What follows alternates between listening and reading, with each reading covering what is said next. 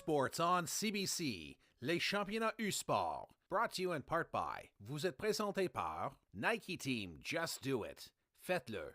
Baron, exclusive supplier of U-Sports championship rings. Le fournisseur exclusif des bagues de championnat U-Sport. Fox 40, celebrating a decade of the Fox 40 U-Sports Coach of the Year program. Fier partenaire des prix de l'entraîneur de l'année U-Sport depuis 10 ans. By Veriburn, proud medical supplier to university sports since 1979. Fier partenaire du sport universitaire depuis 1979. The Government of Canada. Le gouvernement du Canada. And by Saint-Hubert, proud partners of the U-Sports Women's Hockey Championship. Et par Saint-Hubert, fier partenaire du championnat de hockey féminin U-Sport.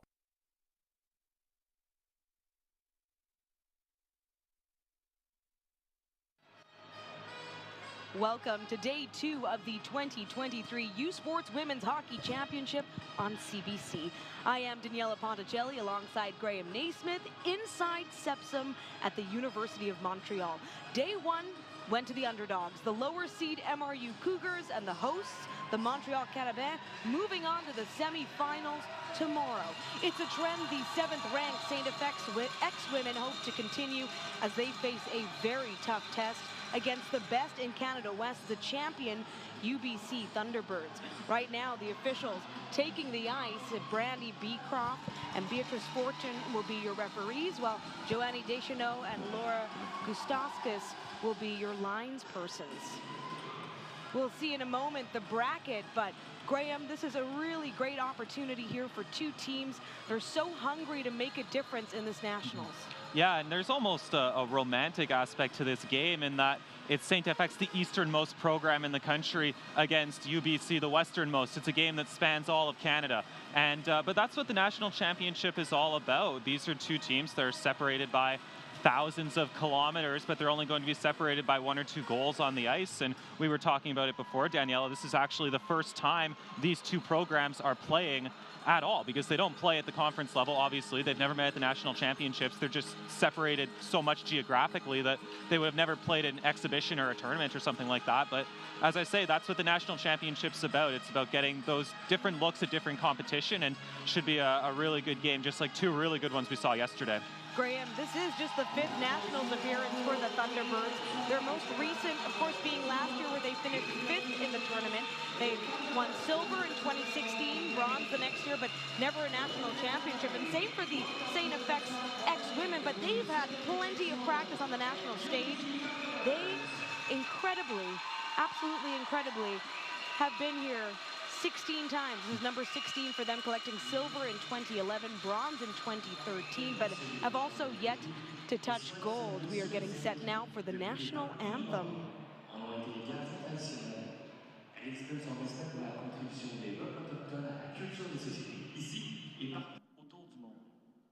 Montreal University recognizes that it is located on indigenous territory not ceded by treaty, and wishes to salute those who, from time immemorial, have been its traditional currencies. She expresses her respect for the contribution of indigenous peoples to the culture of societies here and around the world.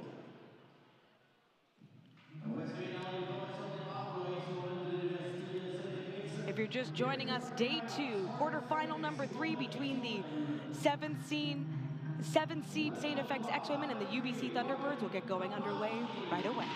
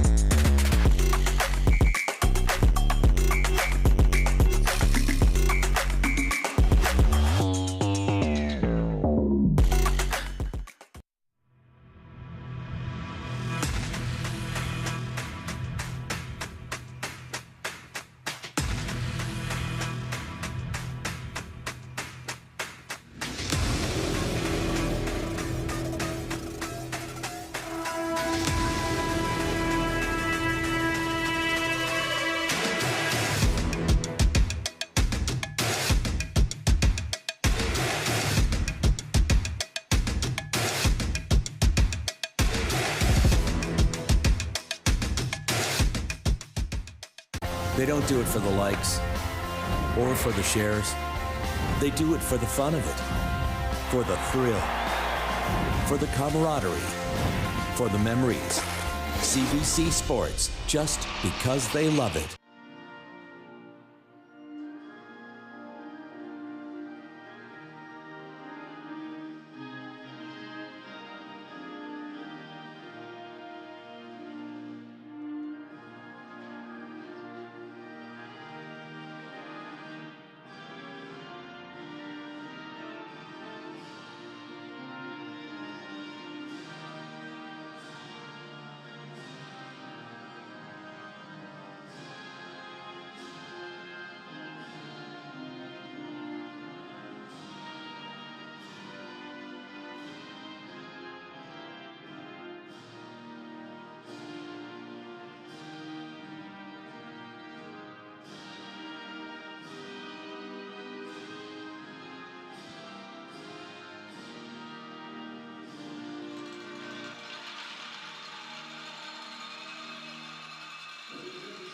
Welcome back.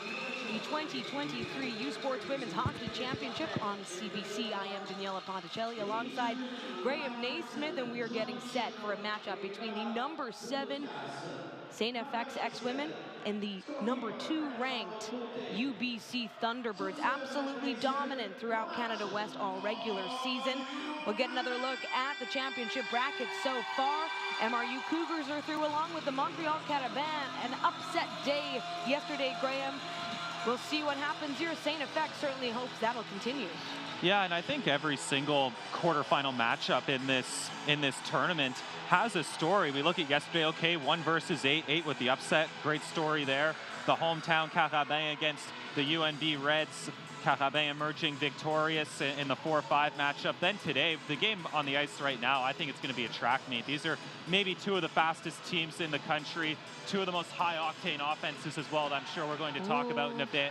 In fact, it's the 2, on paper, best offenses in the country during the regular season. Emphasis on regular season. That's all out the window at the National Championship. Couldn't have said it better myself. Getting set now for the opening puck drop. And it will be a messy win for UBC, but they'll take it, heading immediately into the X-Women's zone. In net, by the way, for STFX, it's Jamie Johnson, who had all 7 starts in their playoff run with a 4-3 record. And again, UBC, as Graham was just saying, they're going to use their speed and also just being a big presence out on the ice to dominate, although, once again, the X-Women as well can do it all. Looking for those passes there. That one just a little mistimed. Intended for Chloe Vuskoza. And it might be a bit of a tentative start as these teams feel each other out. Again, they have not faced one another before. In net tonight for UBC, it's Elise Huggins, who, again, also got all the starts throughout the playoffs. And it's one of those where you're not going to win the game in the first 10 minutes, but you could well lose the game in the first 10 minutes. So it could be a bit of a tentative start, even though these are 2 of the most potent offenses in this tournament. And now back behind the net of Johnson. X-Women just looking to clear this puck out. But again, UBC will meet everyone on the boards when they can. And the X-Women clear it out, as Hannah Coral will settle things down. One of the graduating players for UBC, tremendous for the program throughout her years. Also first shift of the game for Chanry Bassi, who was the leading point getter for the Thunderbirds and very, very good in the Canada West playoffs as well. And Bassi's one to watch as well when it comes to game winners. We'll certainly talk about that down the stretch later, but right now a chance. Parrott shoots and quick kick save, pad save. Stick side for Johnson.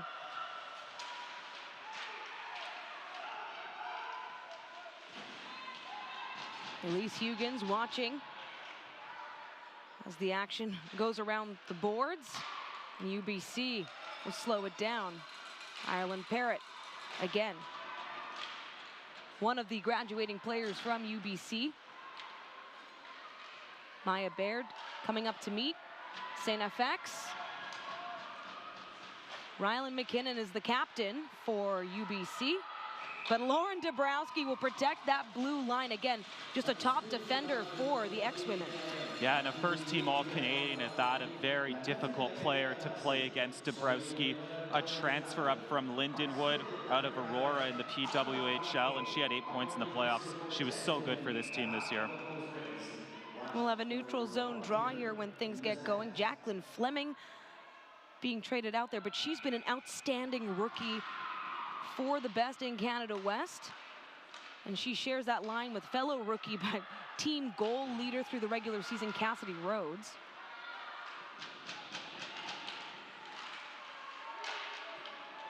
And the X-Women again, protecting the blue line and sending it right back into UBC territory.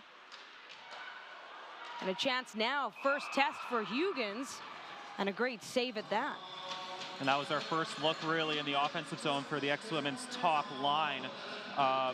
Burbage, Vicosa, and McLeod. They're really going to be the catalysts for the X-Women today. Burbage, such a great player during the regular season, led the entire country in points. And she could have had even more because she was actually at the Fishu game, so she missed a handful of games for the X-Women. That just goes to show you the strength the X-Women have on the offense, especially considering their lines basically depleted through the regular season due to injury. In the UBC zone, a big shot down by Sutton. And they'll have to regroup here as Sierra LaPlante will force the puck down deep into the X-Women's zone. Again, there to meet it, Joelle Fiala for UBC. Watch her as one to take many face-offs in this game. And Joelle's brother, Evan Fiala, not Kevin Fiala of the LA Kings, but Evan Fiala plays with the Saskatchewan Huskies, who you must be very familiar with, Daniela. They certainly do, yes. I'm involved with that program during the regular season.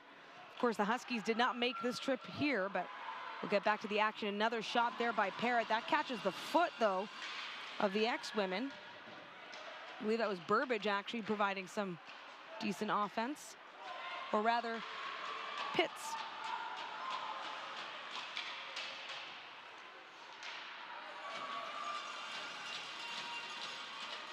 Overall, it's been a back and forth start to this game. Good pacing, the X-Women now mounting an attack over on the far side.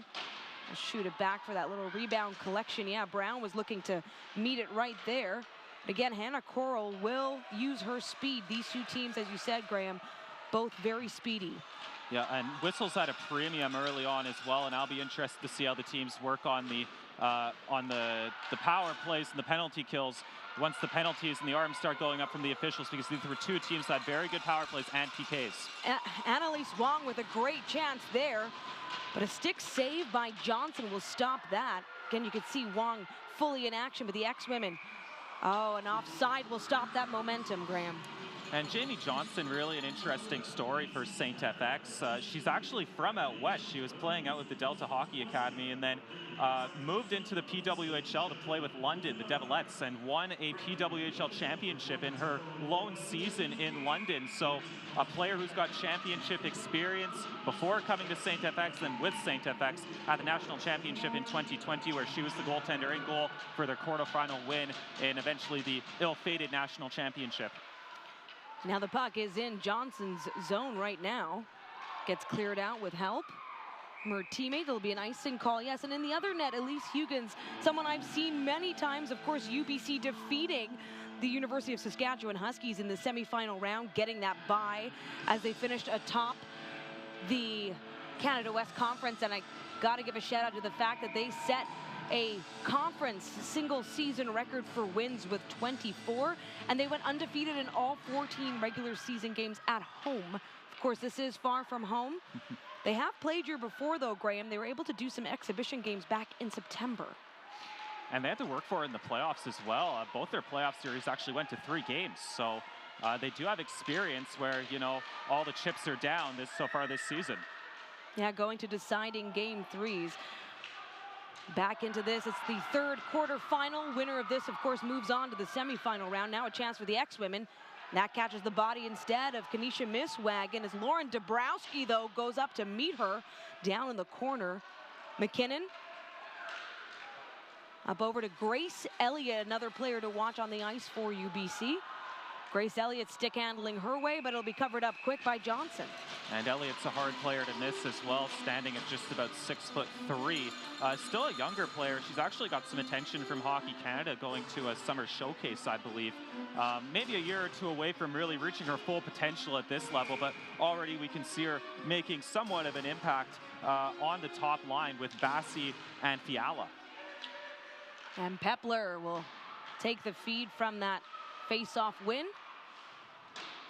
Again, trying to create that space. They faced tough tests, UBC did, on the goaltending side, and Cameron Drever from Saskatchewan, then Caitlin Ross of the MRU Cougars. And Ross had to be good yesterday in the Cougars win. Upset win, I guess you could say, but upset in air quotes, because once you get to the national championships, anybody can win. Anybody can win, and right there, momentum changer. Jaden Thompson getting stopped on the ice. All that momentum just shaken off as UBC collects themselves again in the neutral zone. UBC now getting out there with some fresh legs, and they have the puck in the zone. This could be trouble for the X-Women. Soft save by Johnson does the trick, but all right around her net right now. And Maya Baird is one to watch, can quickly shift. She'll soft pass it in, looking for a tip in there, doesn't get it. Ireland Parrott was set up right in front.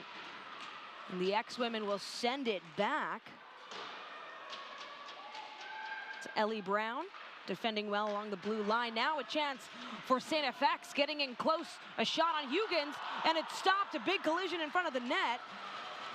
Will continue play.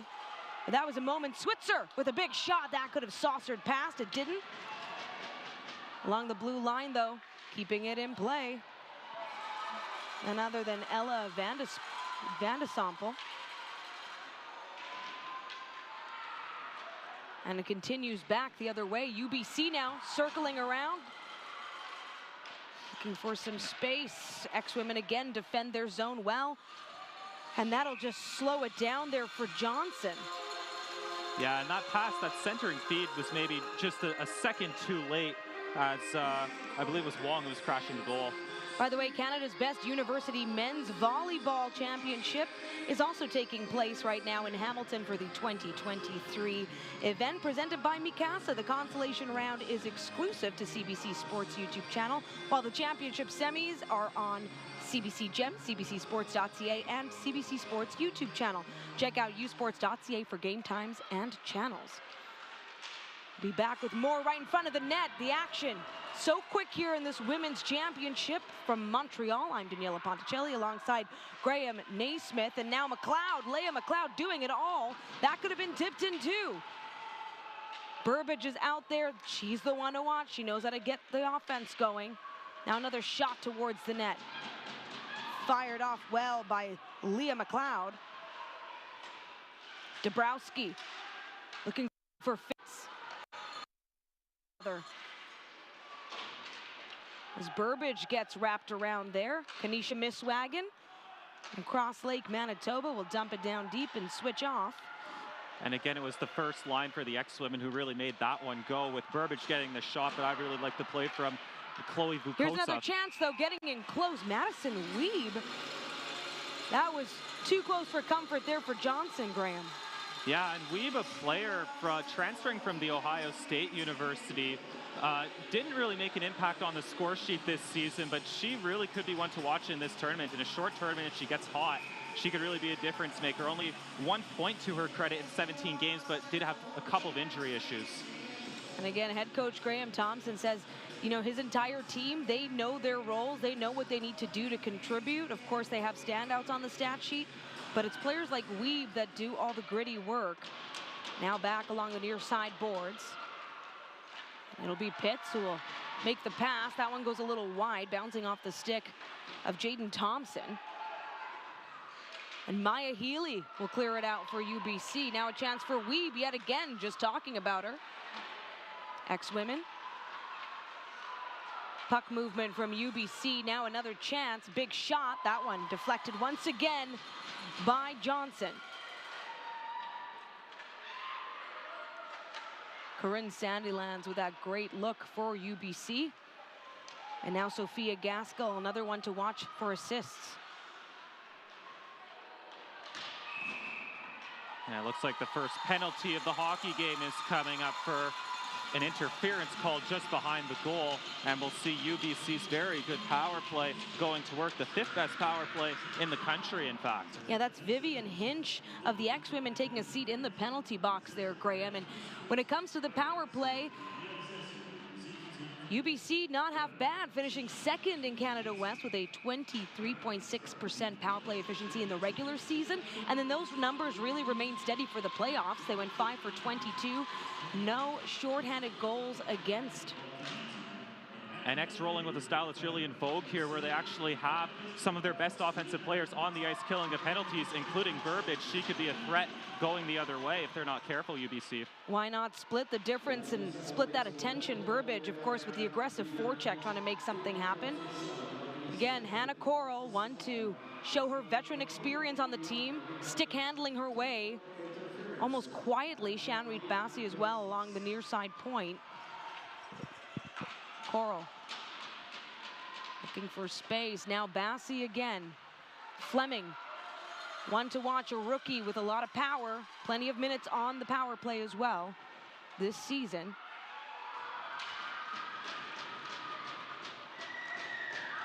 And no-nonsense penalty killing here from the X-Women, getting it down as they get a wholesale change as well. Yeah, Micaiah Mazur just coming up to meet the challenge.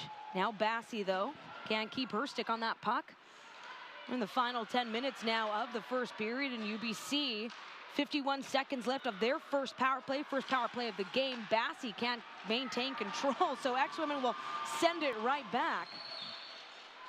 And UBC with good bench management there. Just hopping off the bench was it was number 22, Gaskell, and she played the puck, and it looked like maybe too many, but then the 5th player jumped on, so it was well timed. Captain McKinnon now down deep, but the X-Women again quick on the stick, and now a chance here for Pitts. And again, 20 seconds to go with UBC on the player advantage. It'll be an offside call that'll slow down Joelle Fiala. Really good killing from the X-Women. They'll be happy with that on the first power play of the game. You know, their penalty kill wasn't fantastic by the standards of this tournament during the regular season. 13th in the country, 88.5%. But it does the job here early on. And getting back to this, final seconds here, final 10 before the X-Women are back to even strength. And STFX really forcing UBC to cycle the puck down towards their zone. You don't see that every day, Graham. Taking a little seat on the ice, doing what you can, still managing to get the puck back into the UBC zone. Now a chance, though. Barrett out of the box. She's going to take it. Oh, too slow on that drag. The X-Women will get in the way, but UBC still maintaining control. Looking to strike first, Baird. Will drop it down to Cordick. She'll shoot, and it's blocked. Miswagen, though, keeping it in from the point. Now Gaskell fires one, and it bounces off. Maya Baird again, collecting it far side wall. Parrott. And these matchups, these personnel matchups are tight here. Kanisha Miswagen battling for that, and Maya Baird, rather. And it'll be called off. We'll reset soon. Looks like there's actually a penalty behind the play for slashing. Must say I didn't see that one on this occasion. So it'll be Ellie Brown who takes a seat in the penalty box, and that gives UBC their first power play. Or their second, rather. Just back to back. We've just had that moment. Yeah. And it's two, I mean, you don't want to point fingers, but it's two rather avoidable penalties, I think. The first one was an interference call, okay, you know, maybe just a bit enthusiastic going for the puck, but this slashing call, it was well behind the play, and the officials setting their standards early on to the detriment of X.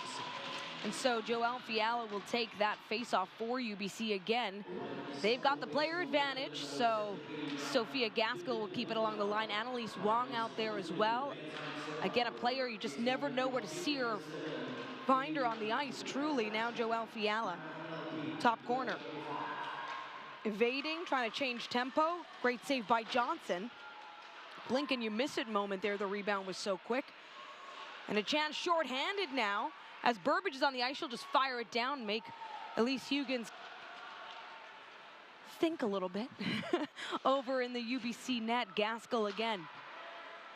Now to Captain McKinnon. Back to Gaskell along the center. Feeding it through, moving along the lines here. Drop pass gets intercepted by the X-Women. They'll chip it down. Yeah, and I was about to say, I thought that was caught with a high stick, and then they do blow it down. So I think X is going to be very happy with these. I mean, granted, we're only halfway through this power play here, but they should be really happy with their killing so far.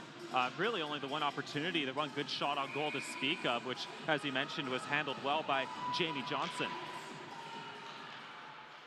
Hannah Coral finding Ireland Parrott. But again, the X-Women, Kaya Moss, she made the All-AUS rookie team with an outstanding season again, really having to step up considering the sheer amount of injuries on this team. They played an early tournament that resulted in 6 injuries just to start the season. And now a chance for UBC as they add in some speed. Jacqueline Fleming flying in, circling wide. Maybe a little drop pass there to Bassey. Yes, Bassey will settle it down. Center to Coral. Slowing it all down, just 30 seconds to go on this power play. Their second of the game. Fleming again. Far boards. Circle back to Coral. Coral facing tough defense there from Pitts. And now Vukoso sent it back the other way. And there was a big battle going on in front, and it was Chisholm who got the better of her opponent, really clearing a shooting lane, or clearing vision, I should say, for Johnson in goal. And it's another successful kill. 2 for 2 on the PK for the STFX X-Women, and now in the offensive zone. But UBC flying in fast, Shanreed Bassey. And a chance now for Brown, who was in the box earlier. That gets stopped. Cassidy Rhodes, outstanding rookie for UBC, out on the line. And here she comes again. That one gets batted away, and the X-Women falling on one another here at the high sticking call. Yeah, that's one of the easier calls the officials will have to make today. A clear-cut hooking call there to Anna McCara. And it's just a parade to the penalty box for the X-Women here. And, you know, if you were to look at this objectively from 1,000 feet up, you'd say the ice was tilted really firmly in UBC's favor, but that'll be on the back of 3 power plays. We'll dive into some of those stats coming up in a moment, but yes, certainly Jamie Johnson tested early, and now again, X-Women find themselves short-handed. Wong out on the ice. This power play unit getting plenty of minutes. Gaskell fires it, and it's in! Captain McKinnon strikes first for UBC. The Thunderbirds. Their fans flying all the way in from the West Coast to watch that moment as Captain McKinnon makes it happen. And it was only going to be a matter of time. It was really a nice blast from the point. Rebound not totally dealt with. And then it falls right into the path of McKinnon, who's really in that spot at the circles where she's going to look for a one-timer or look to follow it in. And she does exactly what she's supposed to do. She follows it in, gathers up that rebound, and gives her team a 1-goal lead. You know, when you take 3 power plays in the span of 10 minutes, that's really to be expected if you're the X-Women.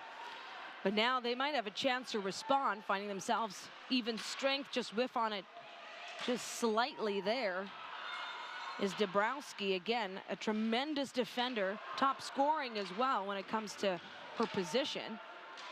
Thompson as well on the ice for STFX. On the near side boards, Dabrowski protecting the blue line, and now Pitts will try a little backhand attempt on Huggins. And you were mentioning it during one of the power plays about how the X-Women had so many injuries this season. Really, this is the first time they're throwing out their full-strength lineup since like the first game of the year in September.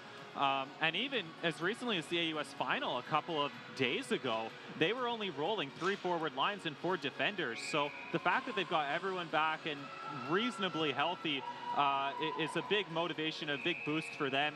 And we'll see how they can do, because now they're having to come back against a very, very good team from out west in UBC. They have faced adversity before. We talk about being short players. Get to that in a moment, but right now we'll continue on.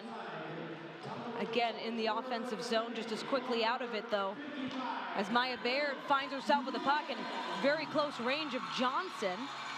That goal by Sophia Gaskell, in fact, assisted by Annalise Wong. Must have gotten the tip in there.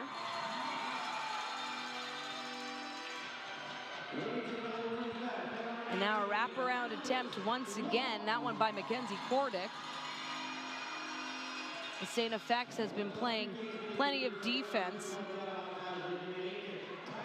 Getting down low, trying to get set for a block. UBC will read that. Rhodes has it now. Digging it and shot. Saved by Jamie Johnson. I needed a moment there to see, did it trickle past the 5-hole?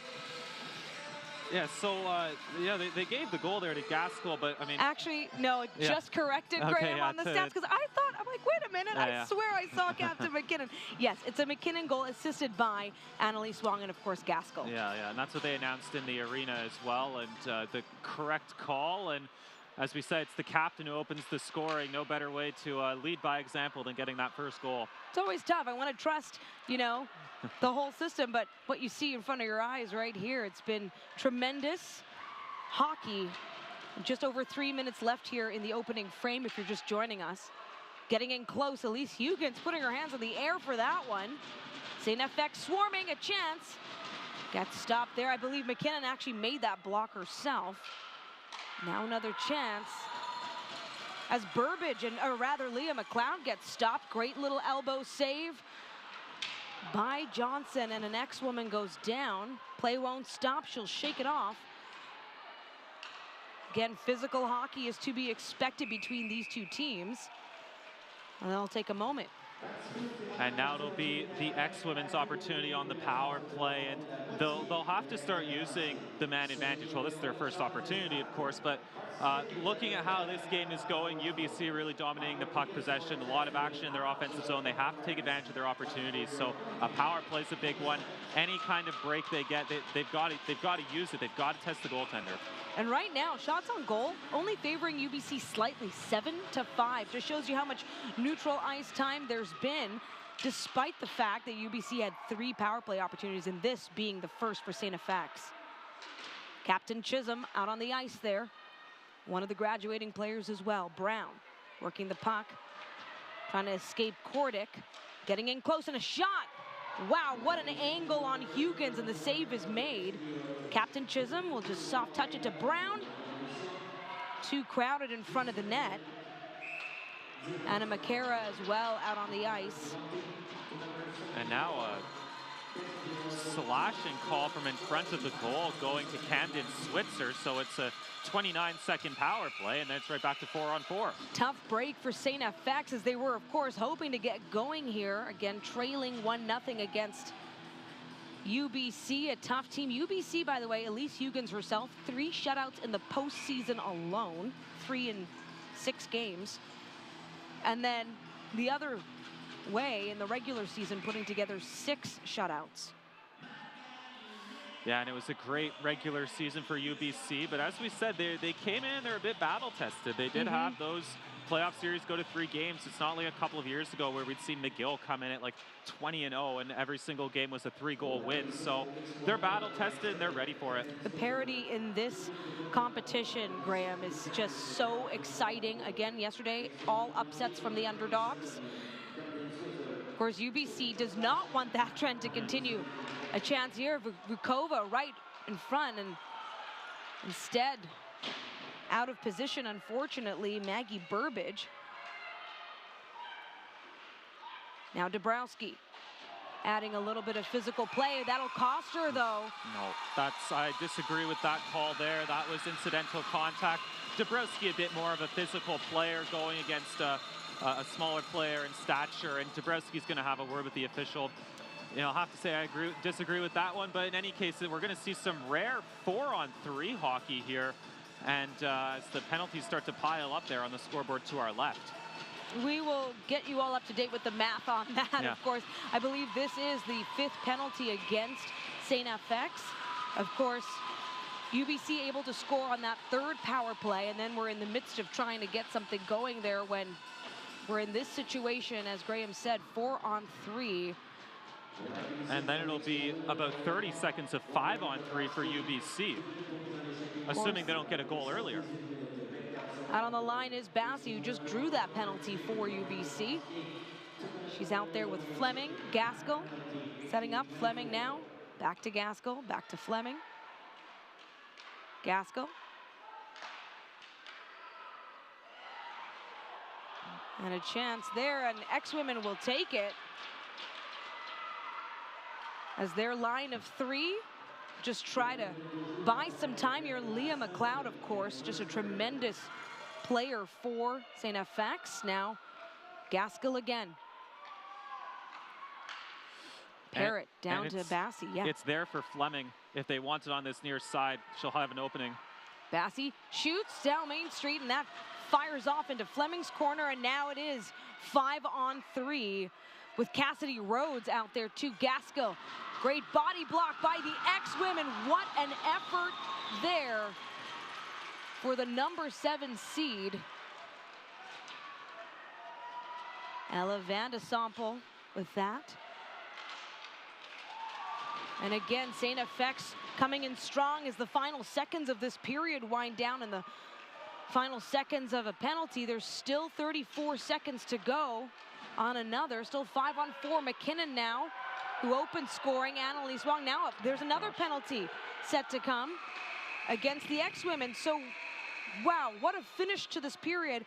A 1-goal lead by UBC, but honestly, it could have been even more considering all of the player advantages they've had, Graham. Yeah, well, once they get this next one up there, it'll be 6 power plays in the first period. That one, I thought the official pointed to the goaltender, but I don't believe, I would find it hard to believe the goaltender would take a cross-checking penalty, but in any case, it'll be a power play for UBC when we come back for the second. And so right now, Leah McLeod could be the player going to the penalty box when we open the second period. We will now have a player interview, though, with our very own Isabelle Germain, who will be speaking with, my apologies, it was quite loud, Captain Josie Chisholm of the STFX X-Women.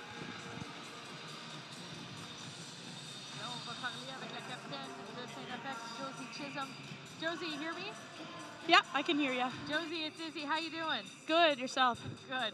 You got a lot of penalties in this game. How are you going to go into that room and calm the girls down and get going in the second period? Yeah, I think the main thing is we just need to stick to our game. Obviously, it's an adjustment coming to a different province, different reffing. It sucks with women's reffing. It is inconsistent.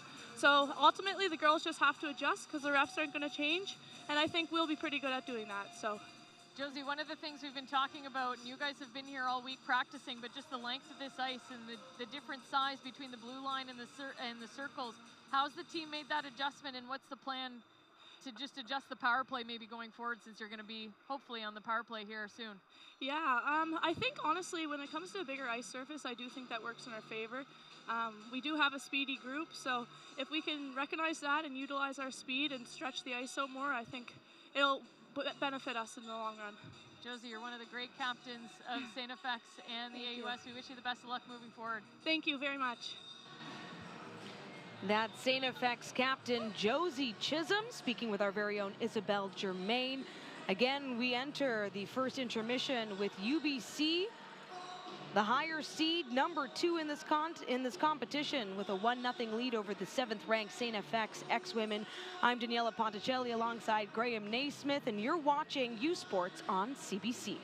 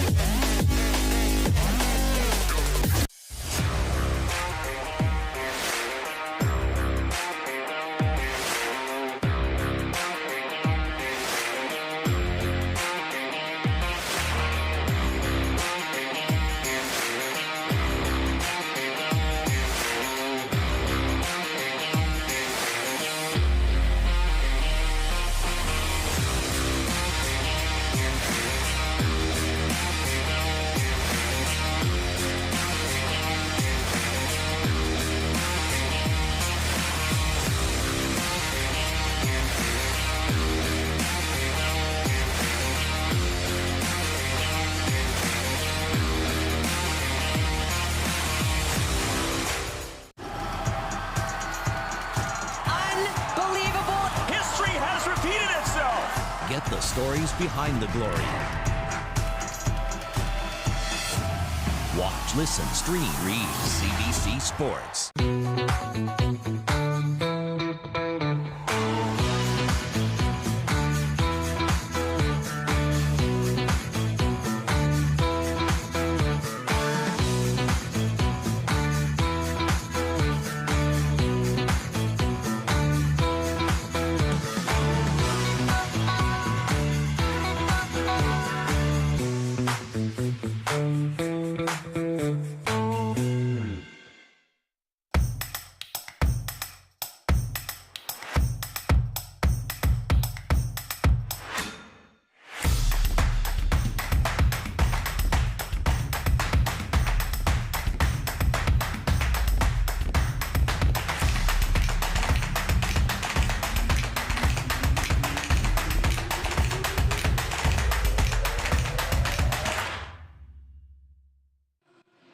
Welcome back to the 2023 U Sports Women's Hockey Championship.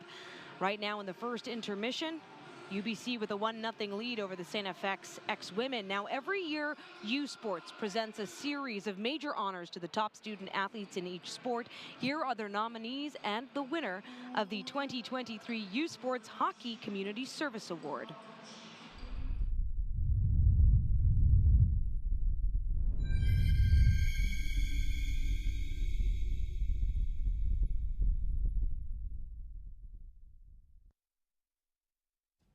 The nominees for the Marion Hillard Award to the student who excels in hockey, academics, and community involvement are les candidates pour le prix Marion Hillard pour l'excellence dans le hockey, les études et l'engagement communautaire sont des sports universitaires de l'Atlantique from the AUS, Ève Leblanc, Université St. Mary's University. Du réseau du sport étudiant du Québec from the RSEQ, Christina Coliza, Université McGill University. Du sport universitaire de l'Ontario from the OUA, Olivia Giardetti, l'Université Toronto Metropolitain, Toronto Metropolitan University. Et de l'Association Ouest Canadienne from Canada West, Tatum Amy, l'Université Mount Royal University. La lauréate du prix Marion Hillard pour l'engagement communautaire est, the winner of the Marion Hillard Award for Community Service is, Ève Leblanc, l'Université St. Mary's University.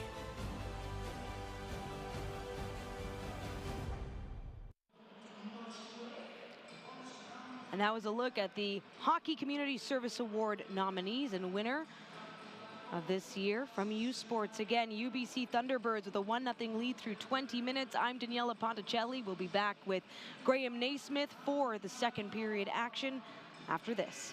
You're watching U Sports on CBC.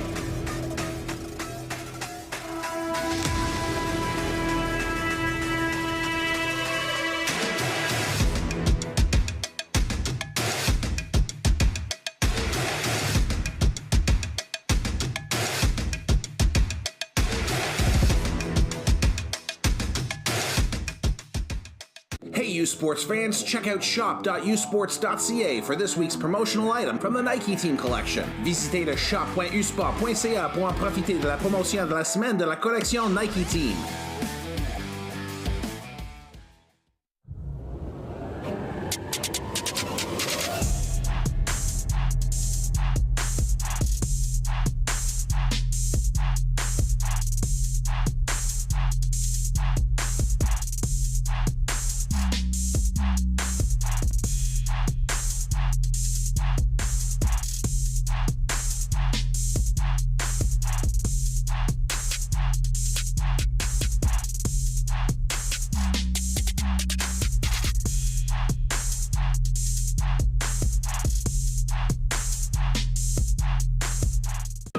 It's that moment again, the one you dream of every night. La seule chose qui te préoccupe, c'est la gloire. Le cheminement de la réussite, of pushing yourself further than ever before. But the true glory is in the shadows. Les sacrifices que tu fais, quand toutes les chances sont contre toi. When you can't push one more second, chase the glory. Visez haut.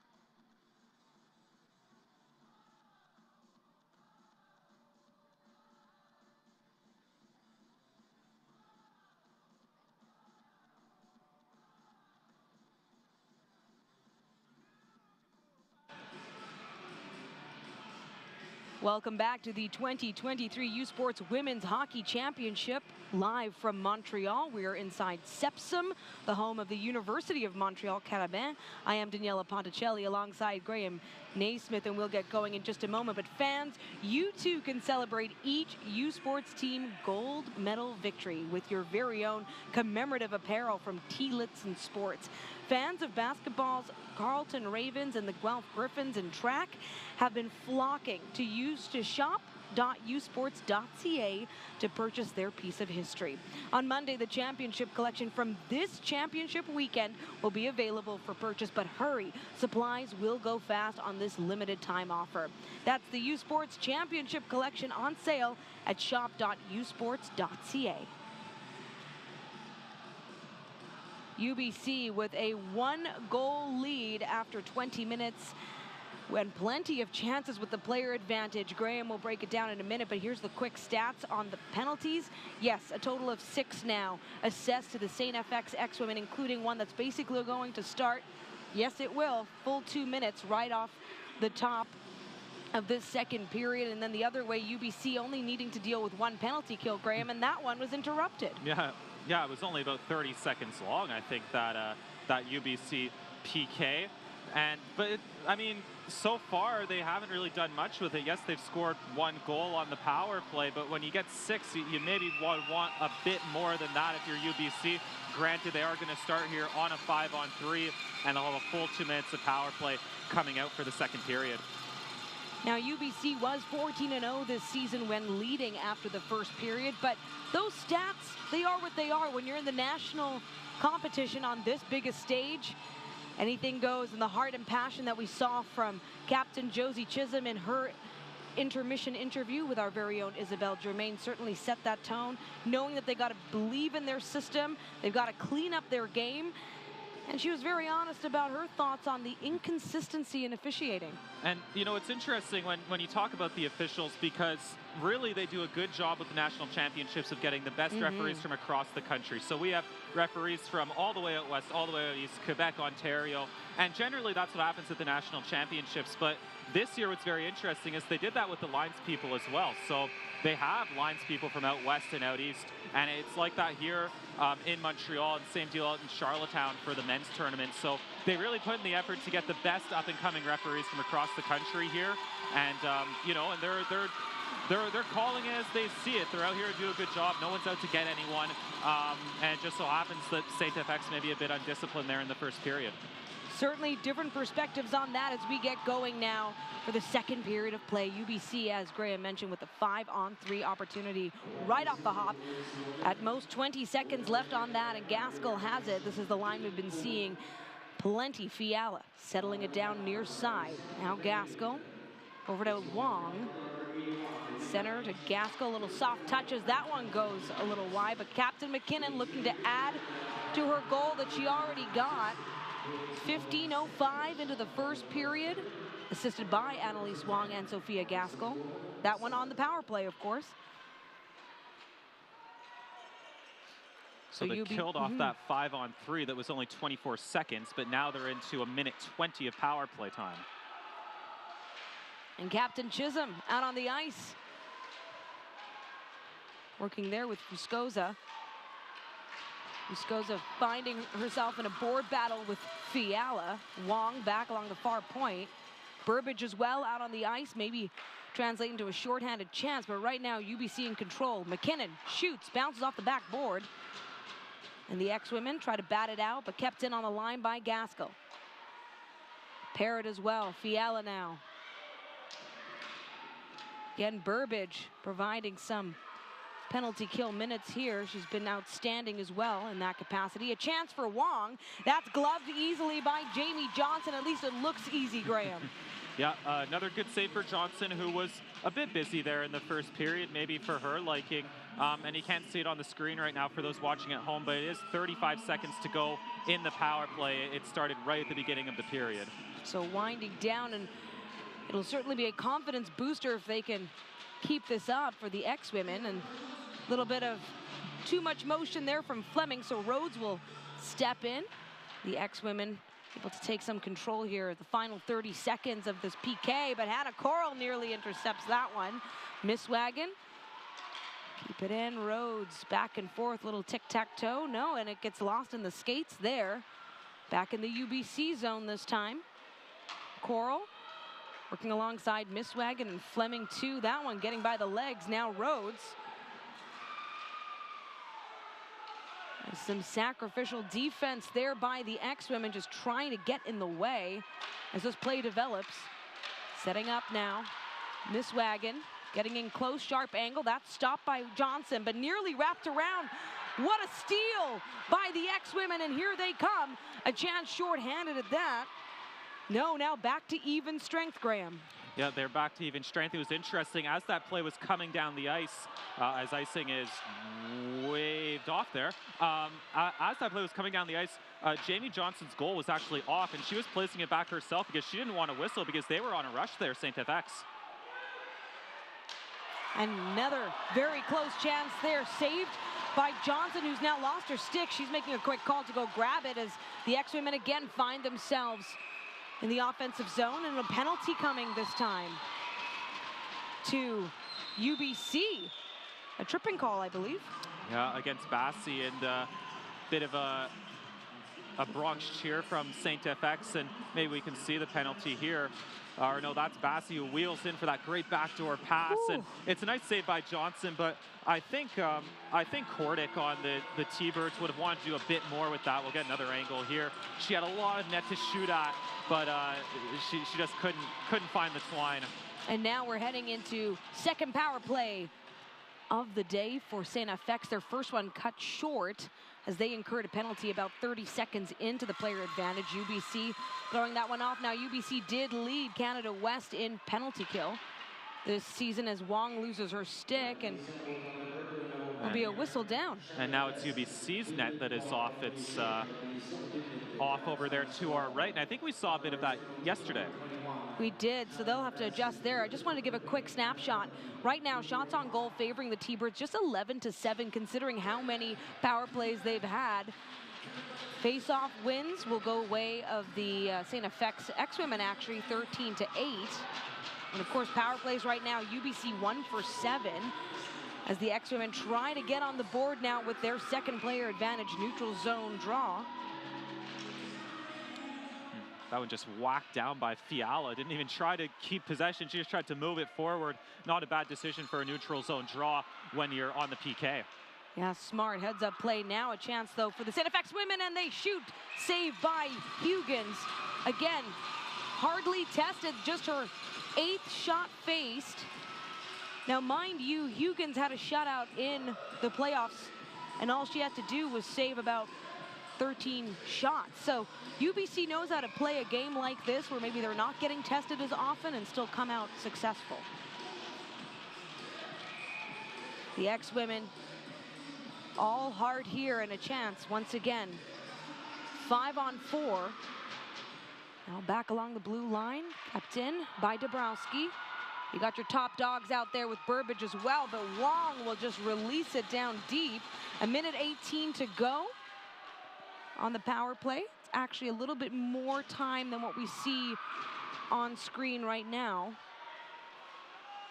McLeod will settle it down, looking for Dabrowski. Back to McLeod, getting pestered by McKinnon. Now Burbage keeps it in.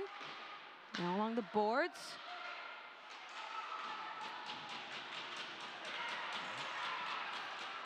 As they settle it, and again, UBC able to just swing it back the other way. Yeah, X couldn't do much with getting that set up, and official reluctantly whistling there. Really nice play by Kordick, getting all the way, or was that Kordick?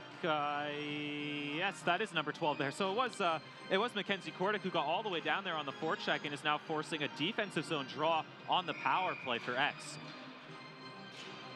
Certainly not where you want to be when you're trying to tie things up right now.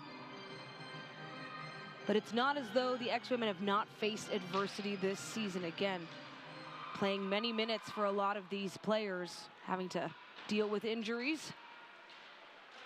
And now they're setting up. Switzer moving up fast, beating players, stick handling well into the near corner. Defense provided there by McKinnon. Still the X-Women. 20 seconds to go. McCara watches the puck, though, go sailing by. And this is where the speed comes in, Graham. Yeah, and again, right down there on the forecheck on the PK, but could X get something going here? Yeah, Switzer with a shot. Oh, catches the body, though, of UBC's Miss Wagon. What a block. That must have hurt. So much power. Now another chance for StFX. Shoot towards the net, catches the stick of Huggins. And we're back to even strength. We haven't had many minutes of this so far. But despite StFX being unable there, oh, here's a chance now. Bassi, that gets interrupted. Again, StFX showing their skill here. That was McCara with that great poke check, and now down into the bottom corner. Miss Wagon will square it out, trying to find Bassi along the far side boards. She gets stopped by Switzer. Back, Coral. Little collision, but it's incidental. Now Fiala will continue the puck movement for UBC, again with a 1-0 lead right now that they got in the first period. Goal by Captain Rylan McKinnon.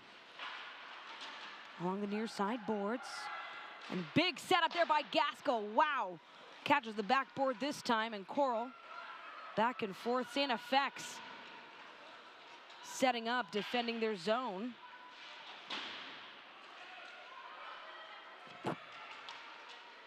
Be Kaya Moss, the rookie from STFX, who's played outstanding for them, Graham. Really providing some intensity out on the ice. Yeah, actually a player from out west. And now Kordic trying for a centering feed. That gets scooped instead by Dabrowski. Right in front of the net of Johnson, and it's stopped there again. Moss in the way. On far side, this play developing here, but excellent defense work here. Again, the ex-women would have games where they only had 4D, Graham, during the year. So this core really knows one another. Now a shot, and it's stopped by Huygens, but what an effort there. Maggie Burbage firing on best look of the night. Yeah, that's who you want in that situation as well. If you're ex, Burbage in the high slot, but here comes UBC. Now they're setting up. Maya Baird will shoot it. It'll just touch the glove of Johnson. Well, now a penalty coming up, but they're going to keep it going here.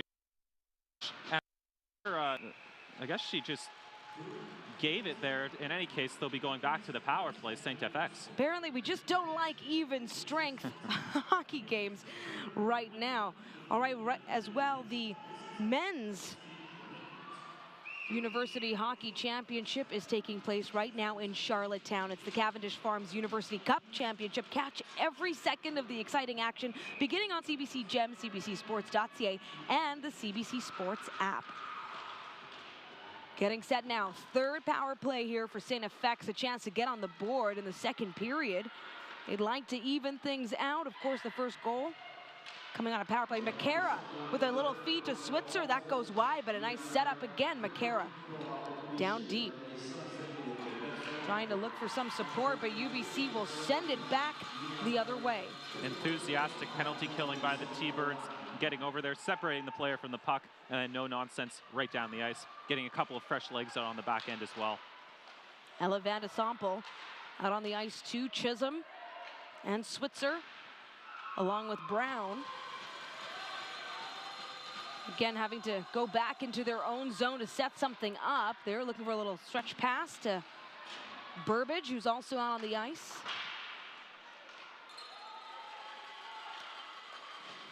Now Dabrowski out there on the line. Good heads-up play by Vuskoza rather. And that gets batted out. They're trying again. This is winding down here. 50 seconds left with the player advantage. Here's Pitts. She's looking for a bit of a feed here to Dabrowski. Dabrowski, one of the graduating players out on the ice. Huygens will assess, decide to keep playing. 30 seconds left now in this STFX power play. If you're just joining us, this is the third quarter final. The winner heading to the semis. Dreams of a championship still alive.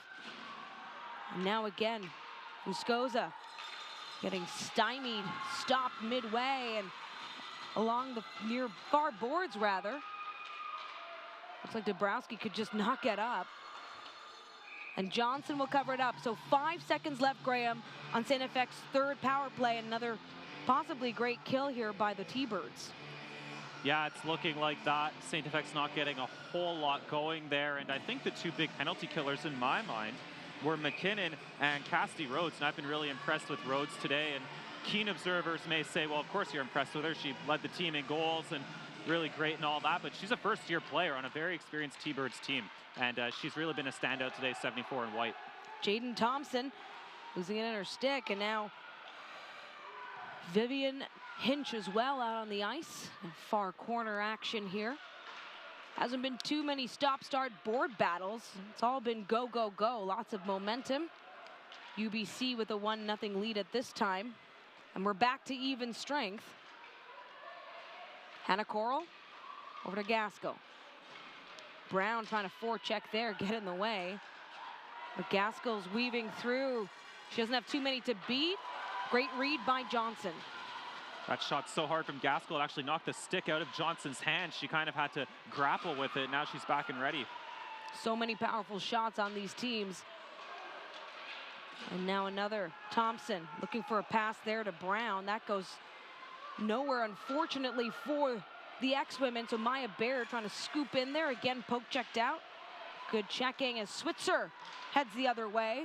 And Brown, here's a chance. She'll shoot it. Huggins reads it. Wow, what a moment. Yeah, Ellie Brown out of Ottawa, coming from real hockey family. She's related to Newell Brown, who coached with the Anaheim Ducks for a number of years. And actually, there's another NHL connection on the X-Women. That would be Olivia Sutton. Her father, Ken, 300-plus games in the NHL. A couple of them, I think, against Darren Turcotte, who's the head coach of the Nipissing Lakers, who we'll see in action at 7 o'clock. And X-Women now in the offensive zone. As we're halfway through regulation time, both of yesterday's quarterfinals ending in regulation. UBC now getting moving. Moss defending again, this rookie all-star, but Kordic weaving through. Dabrowski, the veteran, will free it up, and now we go the other way. X-Women, Burbage with a chance. She goes backhand, could have been tipped in there. McLeod with a great read on that, despite just a little bit of a missed timing by like a millisecond. Yeah, Burbage was trying to break into the zone, but she almost had to hold up her path into the zone to receive the puck. We see it right here, and she wasn't at full flight. If she was at full flight, she was gone, but she almost had to stop and then start again, so it gave the defender an opportunity to get into position. Another thing I'm really looking at in this period is the long changes, because I think we saw yesterday MRU get caught on a couple of long changes, and it resulted in chances for the Varsity Blues, one of which they capitalized on in that quarterfinal.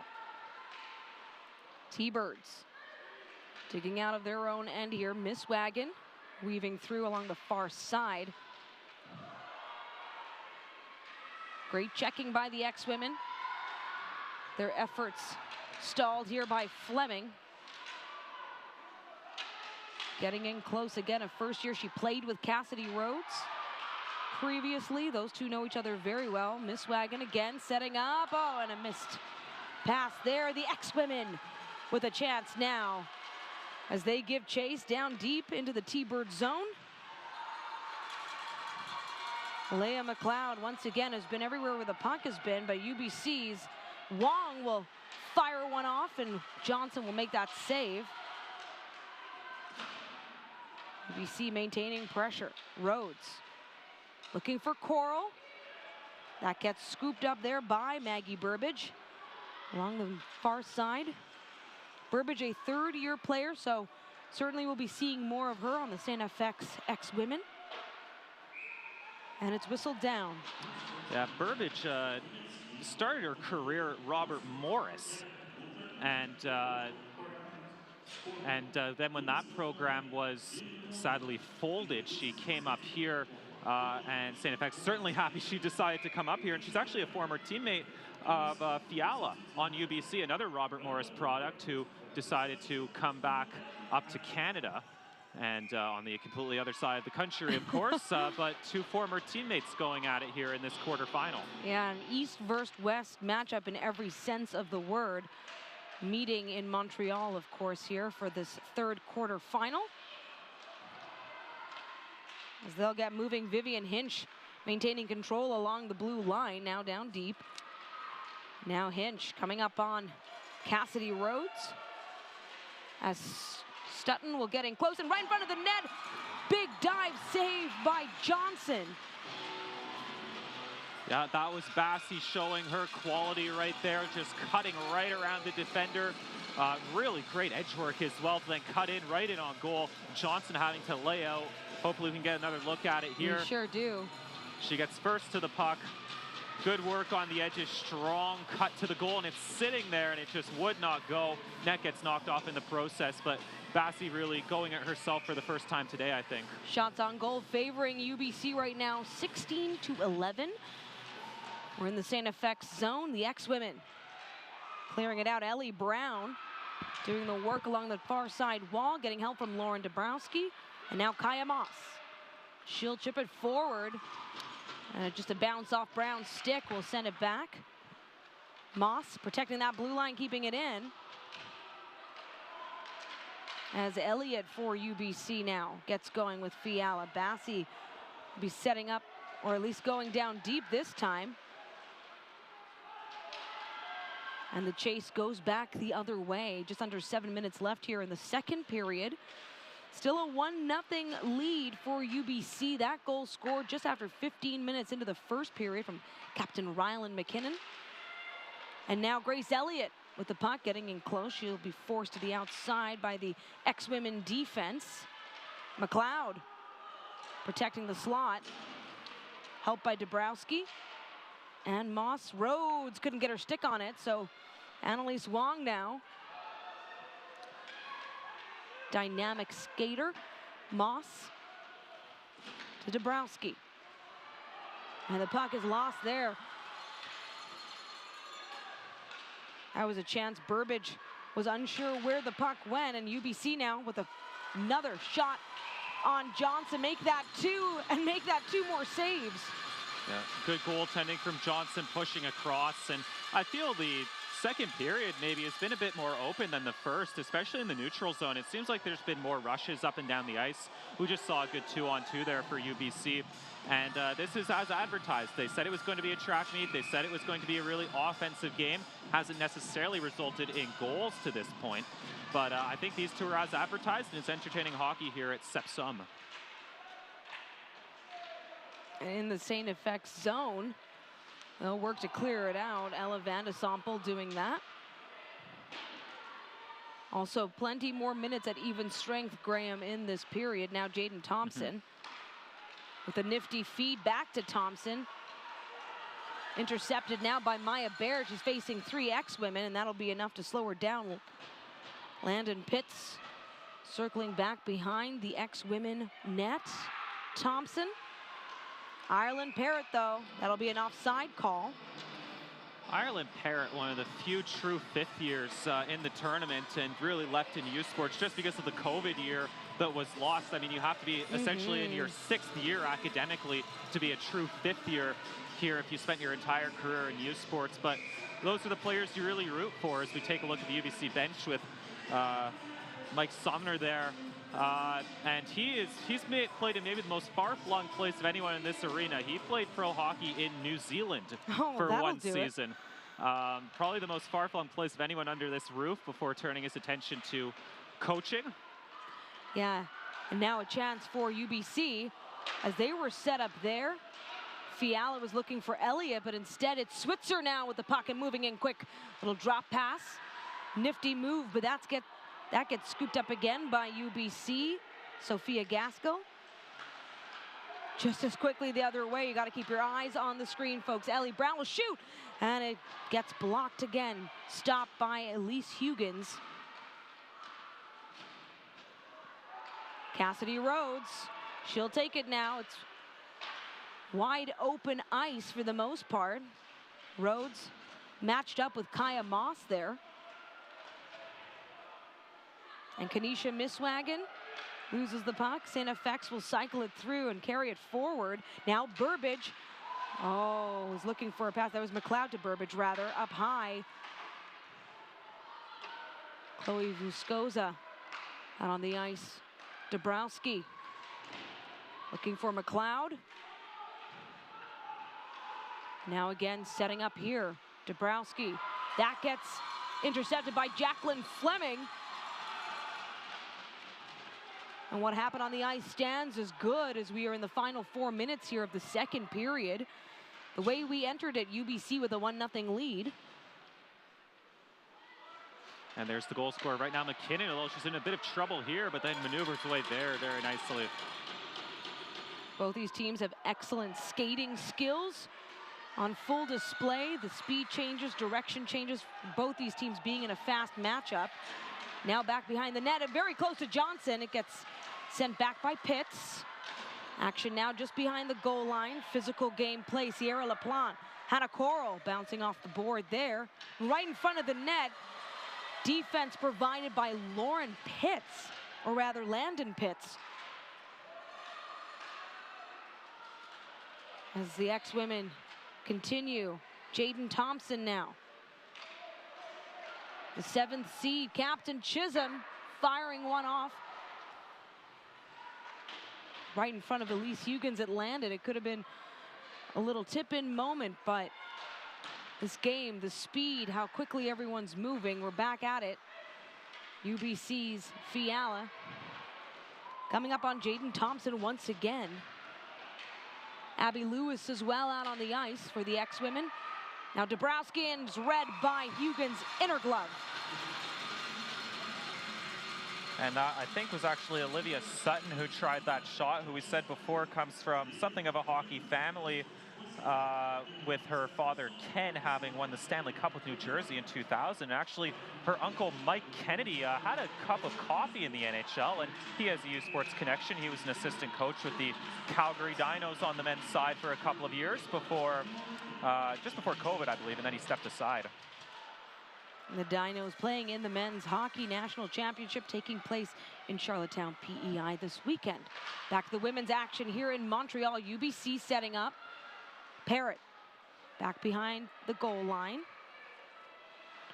Vivian Hinch, though, will fire one up to Ellie Brown. Now Ellie Brown looking for a pass, trying to get through. What an effort. She was in a lane, and then it got shut down. Now Olivia Sutton again. Looking to bring it into the neutral zone. She does. As McCara now out there, too, for the ex-women. Nifty little check by Dabrowski. And the coaches on the STFX bench just covering up there as that pass was going to be fired off the boards in front of them, and among them is Cara Power, who was a great player for STFX over the years and knew she wanted to get into coaching. There's Cara just to the bottom left of the screen, one of the best ex-women players ever, you'd have to say. And she knew she wanted to get into coaching, but she wanted every single player who she actually played with to be done with the program before she got into coaching. So just a couple of years ago, she hopped on the bench and working with the forwards, and nothing but good things to say from the STFX program about her. Yeah, both benches have alums on them. Right now, though, STFX looking to try to get on the board. Your final minute and a half to go. That was another nice look, though. Bounced off blocker side pad of Huggins. So the T-Birds collect themselves now. Grace Elliott with a soft pass up to Fiala. Here's something building. Fiala looking for Bassi. And that gets, again, disrupted by the ex-women who have showed their strength on defense this period. Yeah, it was Dabrowski getting down that time. She's so good offensively and good defensively as well, getting down to block that pass attempt. And now Elliott fires one down. Saved again by Johnson. Clock winding down, your final minute in the second period. As the ex-women again find themselves in their own zone, trying to help out Johnson. And they do. Dabrowski, the veteran, little chip up. And giving chase is Maggie Burbage. It'll be icing. Quick little snapshot as we have 41 seconds on the, or rather, yeah, there's the speed up. 34.3 seconds left. Shots on goal favoring UBC 18-12 at this time. And it almost doesn't seem right considering how much power play time they had early on in this game, but it certainly evened things out. As we get set here, Fleming taking that for UBC. It'll be Leah McLeod who helps out her team as they look to get the puck out of their zone. 25 seconds to go. Now Cassidy Rhodes finds the puck, gets in close, and nobody there to help. What great defense, although a penalty coming. Yeah, that one will be going to Dabrowski, and it was almost a penalty you had to take because it was Rhodes who was in a good position. No one really pressuring her. They were looking for a centering feed, and Dabrowski took the man, maybe a bit too enthusiastically for the officials' liking, but it was a play she had to make in that situation. Heads-up play by the veteran Dabrowski, who again is one of the graduating players. She's just trying to make her way into the penalty box here. 16.2 seconds left now in the second period. Scoreless in this period up to this point, but UBC with that 1-0 lead. Late in the first period, they'll have to switch out Fiala for Wong, as Landon Pitts will take it for STFX. And they're playing shorthanded, of course. Now Gaskell cycling it up to Fiala. There's Chisholm, though. She finds Gaskell. Gaskell sets up. Johnson makes the save. And there goes the buzzer.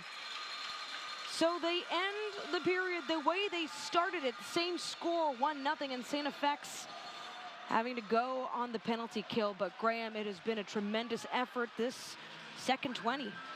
Yeah, that was, as I said, I think it was a bit more open than the first, as we see the two goaltenders have a little props there, which is good to see. A lot of respect between the two teams, especially in a close game like this. But I felt that one was maybe a bit more open. I think STFX got some more opportunities.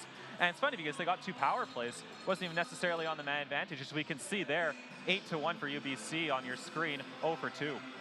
And we will hear now from UBC, the higher seats of the home team. Of course, every home team in this competition wears white, and it'll be their captain, Rylan McKinnon, who of course got that goal, the lone goal so far on the board. Both of yesterday's games combined for 5 goals each. We'll see what happens in the final 20, but Rylan McKinnon getting set up to take questions from our very own Isabelle Germain.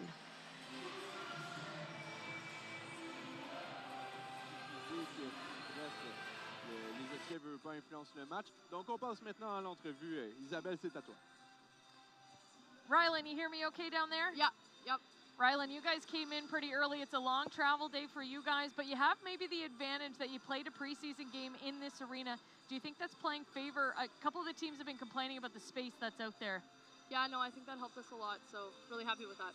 You got the first goal in this game, and it's been really choppy. What's the message in between the first and second period that kind of calmed your team down for the second?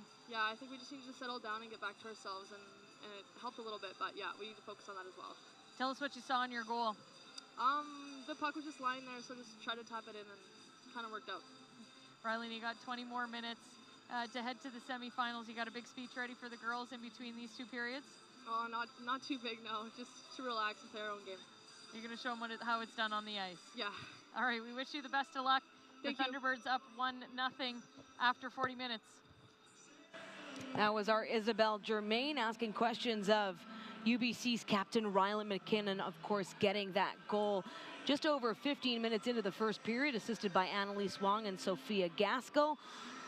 We'll dive into more stats and tee things up for the final 20 after the break, but right now through 40, it's 1-0 UBC over STFX. I'm Daniela Ponticelli alongside Graham Naismith, and you're watching U Sports on CBC.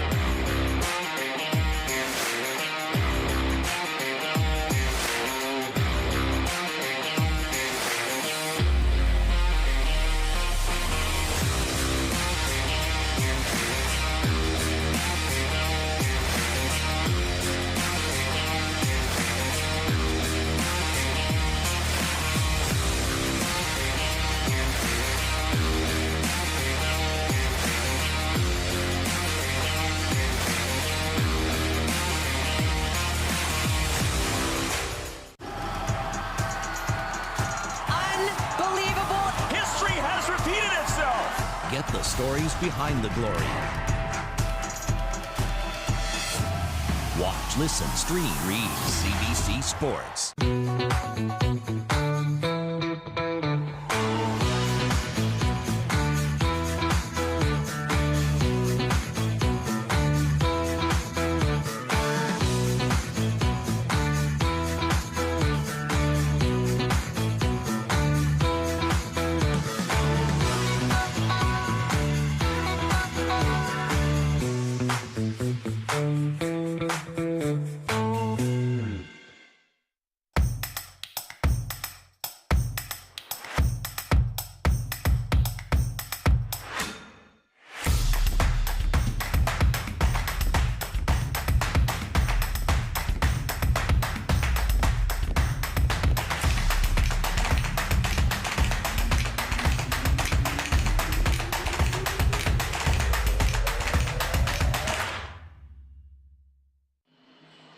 Welcome back to the 2023 U Sports Women's Hockey Championship on CBC.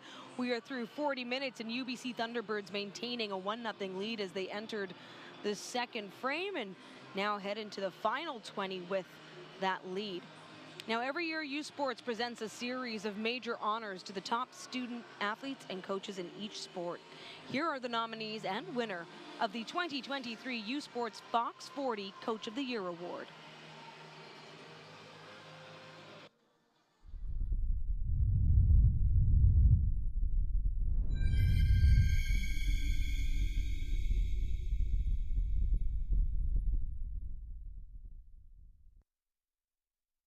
Here are the nominees for the 2023 Fox 40 U Sports Women's Hockey Coach of the Year Award.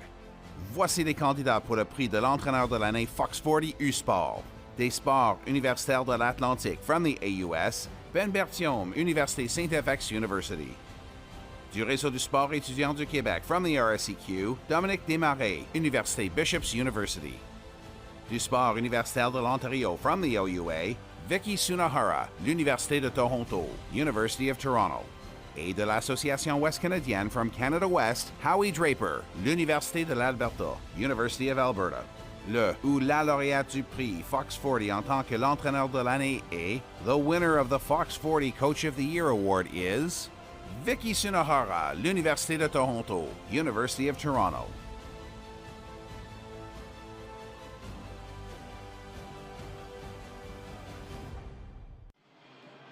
You can next catch the University of Toronto and head coach Vicky Sunahara in action here at the National Championship. Tomorrow morning in the consolation bracket as the top seed Varsity Blues fell, the MRU Cougars, the 8th seed, so that'll slump them down to the consolation. And as for this game, this is the third quarterfinal matchup. UBC leading STFX 1-0 through 40 minutes.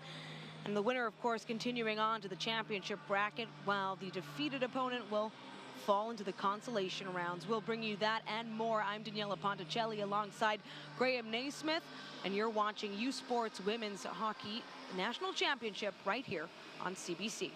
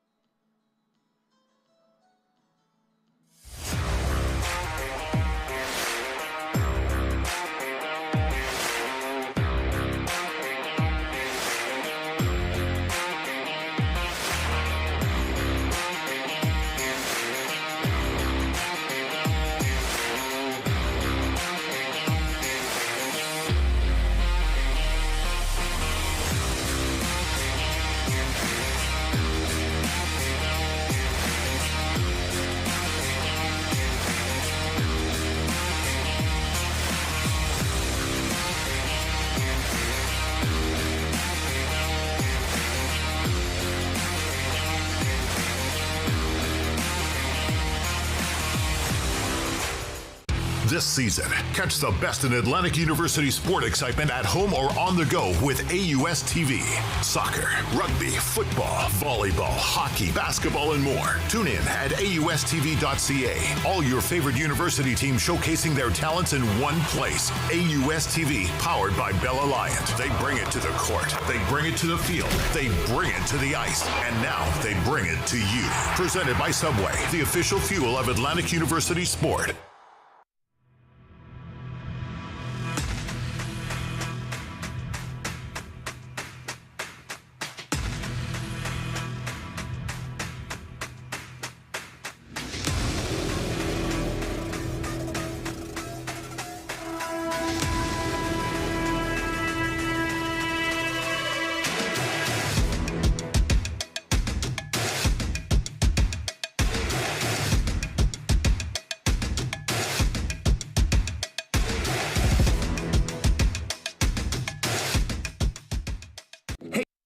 Fans, check out shop.usports.ca for this week's promotional item from the Nike Team Collection. Visitez le shop.usport.ca pour en profiter de la promotion de la semaine de la collection Nike Team.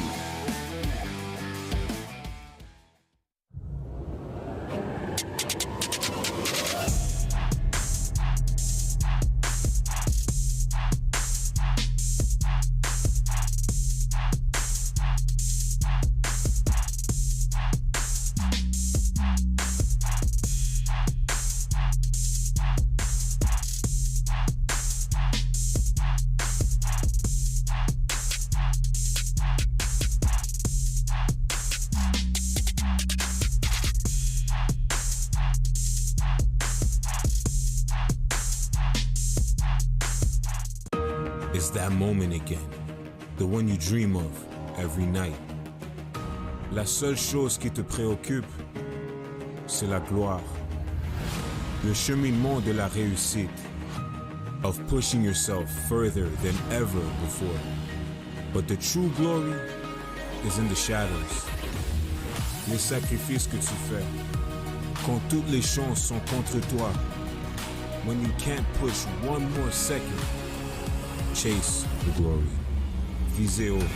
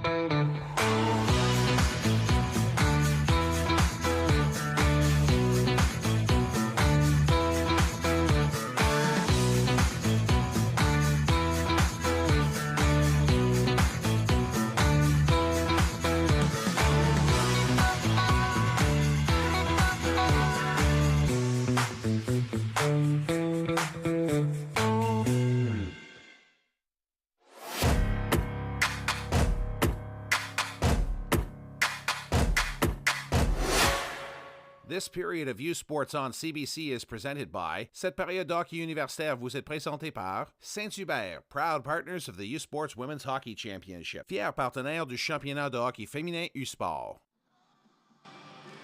Welcome back to the 2023 U Sports Women's Hockey Championship live from Sepsum at the University of Montreal. I am Daniela Ponticelli alongside Graham Naismith, and right now the players heading back out on the ice. UBC Thunderbirds lead 1-0 through 40, but a scoreless second period, and what an effort as well, dealing with power plays and penalty kills. Of course, if you're on the STFX side, they really came through, and they'll be starting on the kill, a minute 44 at most left on that. Graham, a quick chat about the head coaches, starting with UBC, a man with your same name, Graham Thomas. Yeah, Graham Thomas. He spells it the right way too. That's the important part. And he came to UBC from Syracuse, where he did some great work with the Syracuse program as an assistant coach. And I mean, he's just done wonders for this program. They've been good for the last couple of years. Had some national success about 7 years ago or so, right? Getting to the gold medal game against Montreal, where Montreal ultimately emerged decisive winners. And they got a bronze medal a lot the next year, but they're really looking forward to getting back there this year. Also the Canada West Coach of the Year, and on the other bench, Ben Berthomeu, who was able to get the AUS Coach of the Year nod yet again, and we will discuss that further once things get going. So it gets set for the final 20 in regulation, a game with just a 1-goal difference here. Leah McLeod in STFX blue getting set to take the opening face-off for this third period. And she wins it clean as well against Jacqueline Fleming.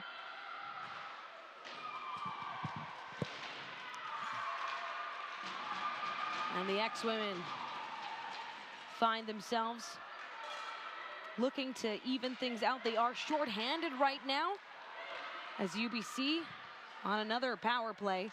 Hannah Coral settling it down on the blue line to Fleming, back to Coral. Bassey's out there too, she's got it now. Setting up in the slot, fires it down. Traffic pays off for STFX. Their bodies blocking there, a minute 10 to go, and the puck is loose. And that one's back out of the zone. Bassey trying it herself from the high slot, but couldn't get it through. I believe it was McLeod who blocked it. And again, we see two really good offensive players out there on the kill for STFX. Is rather lazy offside there from UBC, it has to be said. But two really good offensive players out there on the penalty kill for STFX, and they really keep the opposition honest when, hey, if you're going to give it up, we can go back the other way, because we've got McLeod and Burbage out there, and we all know what they can do. Right now, shots on goal favoring the T-Birds slightly, 19-12. Face-off wins actually favoring STFX, 24-13. This is power play number 8 for UBC. Could be number 9, just waiting for those stats to catch up there, but either way, now Vuskoza doing some work to free the puck. 38 seconds left here on a STFX penalty kill as Annalise Wong of UBC will take it. Wong getting through, making lanes. She gets stopped. A momentum changer there from Vivian Hinch. Gaskell back to Wong. Gaskell again. Looks for McKinnon. Could they repeat? And a scram in front of the net. It's blocked. That was exactly the play they were developing for their first goal, also on the power play. Now again a chance. Oh, McKinnon just tipped a little different, and Jamie Johnson, in an effort to make that save, Graham knocks the net out of place. Just wild stuff there. Hearts in the throats of all the X-fans as well as UBC, as the net was actually off, I think, the entire time with that right-hand post, but McKinnon had an opportunity, just healed it, went back around. Couldn't quite get the identity of the player who tried to wrap it around. We'll get a good look at it here.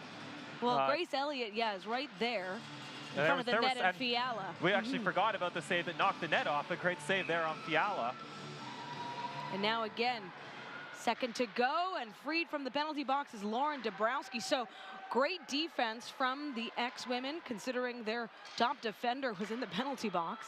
Dabrowski now taking it in as Brown will just bat it down deep for some fresh legs out on the ice. Less than 18 minutes to go here in regulation. That first goal scored in the first period. Now UBC, big pass to Maya Berg is a little too wide. As the ex-women, again on the heels there, Anna McCara making life difficult. Josie Chisholm now, but Hannah Coral stops it, shoots up high, gloved by Johnson. Great read And you mentioned, well, UBC being familiar with this building, and we talked about that with McKinnon at the intermission. Anna McCara also familiar with this building as she played with McGill for a couple of seasons, so she would have come through with the Martlets. And originally from the Northwest Territories. Don't see many players come to U Sports at Northwest Territories. I can actually remember two, Kaya Bale from Ottawa, and then Michelle Dagnon for McGill, who's now an assistant coach with the Martlets on Alyssa Chechery's staff. Back in play now, STFX working it. Dabrowski moving up along the near side. She'll fire one off. Tess Hugans out of place now right in front of the net. What an effort there. Micaiah Mazur doing everything she possibly could, getting so close, Graham. Yeah, Mazur just trying to jam it through, but it was good goaltending as well as she was looking kind of through her net, trying to read that bouncing puck off the glass. And it just looked like X may have been able to set it up there, but in the end, it was good goaltending getting across. It'll be Mazur taking this face-off for the X-Women, coming up against Fiala. Mentioned it off the top that Fiala really is the face-off go-to for UBC. Elliott out there with Bassie. Back to Elliott. Little nifty move behind the back. As Mazur providing some defense. Fiala now looking for McKinnon. She'll bounce it off down the backboards. Looking for that space again. Jaden Thompson. STFX trying to get in the way. And a shot towards the net there. It's stopped. Fiala nearly fires one off, but Mazur able to defend. Fiala again setting up. As UBC swarms, Rhodes goes for it. And it's stopped by the other 74 on the ice. That's Leah McLeod. Now Wong for UBC. Maintaining that pressure. Dabrowski getting in there. Battle along the far corner. Dabrowski trying to clear it out, but Fiala will win it, and Fleming nearly bats it in. STFX again, great with the checks. Able to keep themselves free and clear for a quick change out. Kaya Moss heading to the bench. Back the other way, Burbage now setting up for STFX, and it's Burbage on Hugans. Elise will close the glove. And there's a saying about the Masters where they say the Masters doesn't start until the back nine on Sunday. And I think that really applies to the U Sports National Championship as well, where, you know, the game doesn't really start until the last 10 minutes of the third period a lot of the time. We saw that yesterday with the MRU U of T game, and I think we're seeing that here where we're entering crunch time now. Do the raw numbers favor UBC? Yes, probably, but it's only a one-goal hockey game, and it's anyone's game heading into the final 10 pretty soon. And a win gets you into that championship bracket. Here's a chance now for STFX. That gets stopped by Sandilands. On the ice there, and again, STFX. These one-on-one matchups have been absolutely tremendous. Corinne Sandilands now trying to find some space. Getting help from Miss Wagon. She'll try to send it in. What a neat angle to try to change things up. STFX again with some solid defense. Vivian Hinch providing that, and a tripping call will go against UBC. So here comes a fourth power play rather, opportunity for STFX. Yeah, and just as we were saying, now is when it really ramps up. Just an errant stick kind of reaching back, ends up tripping a player trying to move forward, and we'll see if X can do anything with it. Their first power play of the game, remember, was only about 30 seconds long. That was it. Yeah, and the two in the second period didn't amount to a whole lot, but they're going to throw out the big guns right away here with the draw coming to their right. And it'll be Leah McLeod taking that face-off. Quick little switch up though from Fiala to Wong, and McLeod will win it.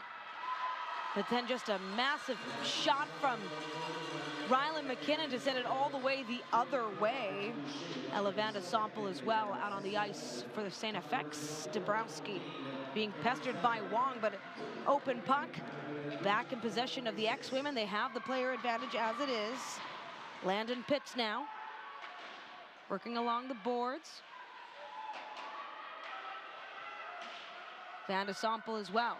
Keeping it in, and it gets sent back. X going to leave their top power play unit out here for one more rush. Wonder if they may leave, at a certain point you wonder if they leave them out there for the full 2 minutes. If it gets down to crunch time, probably a bit too early to try that though. Solid rink-wide pass, and now driving towards the net is Maggie Burbage. Again, she's had some good looks. Burbage shoots, and it's just behind the net. Now Dabrowski looking for some help from McLeod. Again, getting very close to netminder Huygens. Maya Baird. Now Mackenzie Kordick has a chance shorthanded, and it's stopped by Johnson, but it's right in front of the net. Has it been actually stopped? There's the whistle. And we are getting physical. These games are always that way. UBC plays a tough game. Along with STFX, of course. And I love the composure and presence of mind of Kordick to try a move, because it's, you know, it's tempting to just shovel the puck on goal there. Oh my gosh, I've got a break out of nowhere. I'm just going to take my opportunity here. But she goes in, she gets Johnson moving, gets her down. That's a poor camera angle there for it, but she got it around, just couldn't lift the puck up. But coaches like the presence of mind to do that, to try a trick or two. Great defense by women who essentially doubled down on that saving effort from Jamie Johnson. And now another chance. Again, they have the player advantage for 30 more seconds. Here we go. Looking to set up is Camden Switzer. Has Hinch, is also on the ice. Pitts now playing the puck. Back to Switzer, shot in the body of the blockers there. That's Kanisha Miswagon. Now another chance, X-Women with 10 seconds to go here on the power play. They set up, Hinch has it. Now looking for some room center. Captain Josie Chisholm, she'll keep it in play. And now we're back to even strength, a chance. Trickled in, could it get by? It does, no. It is waved off by the officials on the ice, but the crowd and the bench, just electric there, Graham.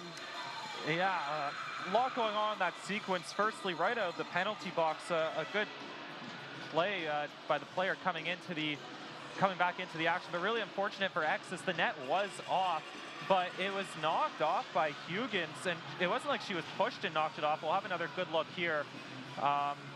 You know, X is really hard done by there, because it's not like they knocked the net off or they pushed a player in and that's what knocked the net off. The goaltender more or less knocked it off on her own, but that's the letter of the law, and we proceed here with X down by 1. Well, there is a conversation going down on here to our right as the X bench wants an explanation. Yeah. And the nets have been off. It has to be said, the nets have been off a lot here in the first 2 days. But, you know, it's both of them. It's not like it's one where there's an advantage for either team, depending if you're the home team or the so-called road team. An offensive zone draw, though, for the X-Women. Sophia Gaskell will clear the puck out for UBC. Kaya Moss settling it down to Dabrowski now. Up along the near side. They're going to want that one back, of course, Graham. STFX X-Women from Antigonish, Nova Scotia, and they have been here more times than not. My goodness, 16th appearance at Nationals. Now in the far corner. Settling in. Big shot from Gaskell, and it rims, it's in. A touch of the post to punch a ticket with that second goal. Ticket to their second goal as it is right now. Yeah, unfortunate for the X-Women. No chance for Johnson on that one. As you mentioned, it just hits the skate in front. Those shots by Gaskell, which as we've said have been so powerful, and Moss just can't get her foot out of the way, left Johnson no chance.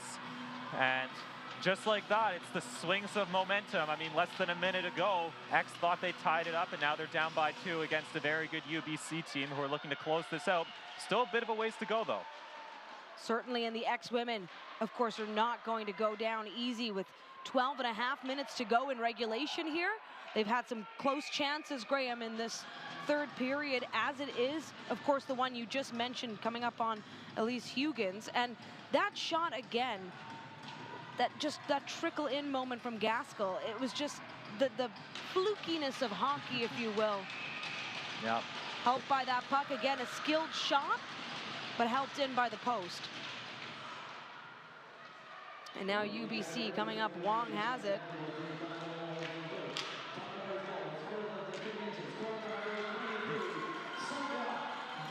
now another shot. Johnson makes that one, and a nice little clear out moment from Captain Chisholm, who saw that rebound sitting there juicy for the taking. Luscoza, who's been tremendous for St. FX, again providing solid defense, but Cassidy Rhodes now carrying the puck back, and she'll do a little backhand moment there. Easy for Jamie Johnson to cover up. That goal assisted, by the way, by Joelle Fiala. So Joelle Fiala to Sophia Gaskell. Gaskell, of course, getting an assist on the very first goal of the game, scored by Rylan McKinnon. And the X, they have time here to start making ground. Again, momentum has started to chip away for the St. FX X-Women. Now they find themselves in their defensive zone and looking to clear the puck, but Hannah Coral will keep it back in play for UBC. Good redirection there by Vivian Hinch.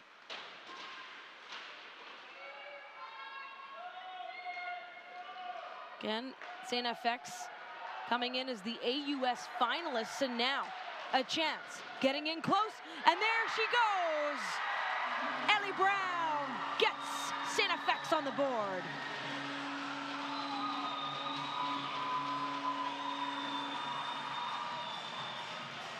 Really heady play by X there as they maneuver down, because there was a penalty coming up. An interference call was forthcoming, but they end up proceeding with the play. We'll take a look at it here. Clear interference call, but then picking up the puck and carrying it forward. I think it's McCara. And then she feeds it across to Brown, and Brown never broke stride. Even with the penalty coming up, she just kept playing. That's a really heady play, really smart play by X, and they're right back in it. They needed a response quick, and they got it. Talking about the momentum, you can feel it here. St. FX did have it, of course. UBC still right now with a 2-1 lead, but a chance to make good and even it out here. St. FX will certainly take it. Pitts looking to connect there. And again, yesterday was a day that went completely to the underdogs. The first two quarterfinals going first to the number 8 seed MRU Cougars, upsetting the top seed Toronto Varsity Blues. And then, of course, the 5th seed, the host, the Montreal Carabins, taking the win over the AUS championship, champions rather, the UNB Reds. Yep, and as we said, it doesn't really get going until the last 10 minutes, and we're entering it right here, and it's still anyone's game. One goal game could go either way between two really good, high-octane offensive teams. I mean, that's what you gotta love about the U Sports Women's Hockey Championship. You're always going to get great hockey. Now McLeod will just fire it towards the net. Burbage giving chase into the far side boards. Fiala trying to get her stick on it, doesn't. So that goal, of course, scored by Ellie Brown, assisted by Anna McCara. And now another chance, getting in close to Huygens. The pressure mounting, Graham. But this is not the only championship, of course, that is running this weekend. Women's volleyball is happening as well. And that's taking place in Vancouver. All the action you can, of course, catch on CBC and the CBC Gem app. And now we're going to see Graham Thomas on the UBC bench take a timeout, cognizant that maybe his players on the ice were a bit tired. And also, you know, if you want to give a word, that's okay as well. They could be flustered after giving up that goal. Just settling them down. I think that's good coaching, although may want a timeout like that in the last little bit. One thing that we've touched on, Graham, are the injuries to St. FX and how much adversity they face. But just to put a finer point on it, there was a period where they needed to dress their very own equipment manager, a wonderful player by the name of KJ Emery, who stepped up big time. She had tried out for the team earlier, didn't quite land on the roster, but wanted to stay involved, became the team manager. And there she was, finding herself dressed in St. FX blue, stepping out on the ice while still helping maintain and energize the team as the equipment manager. That is a team rallying and coming together.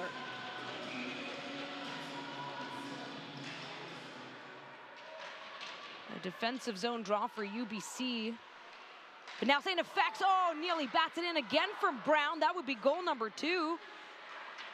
Makera as well. This line, they had it going to get that goal there for St. FX. Now Captain McKinnon for UBC. She opened scoring today. Getting in on Captain Josie Chisholm. That one skims by Jamie Johnson in net for St. FX.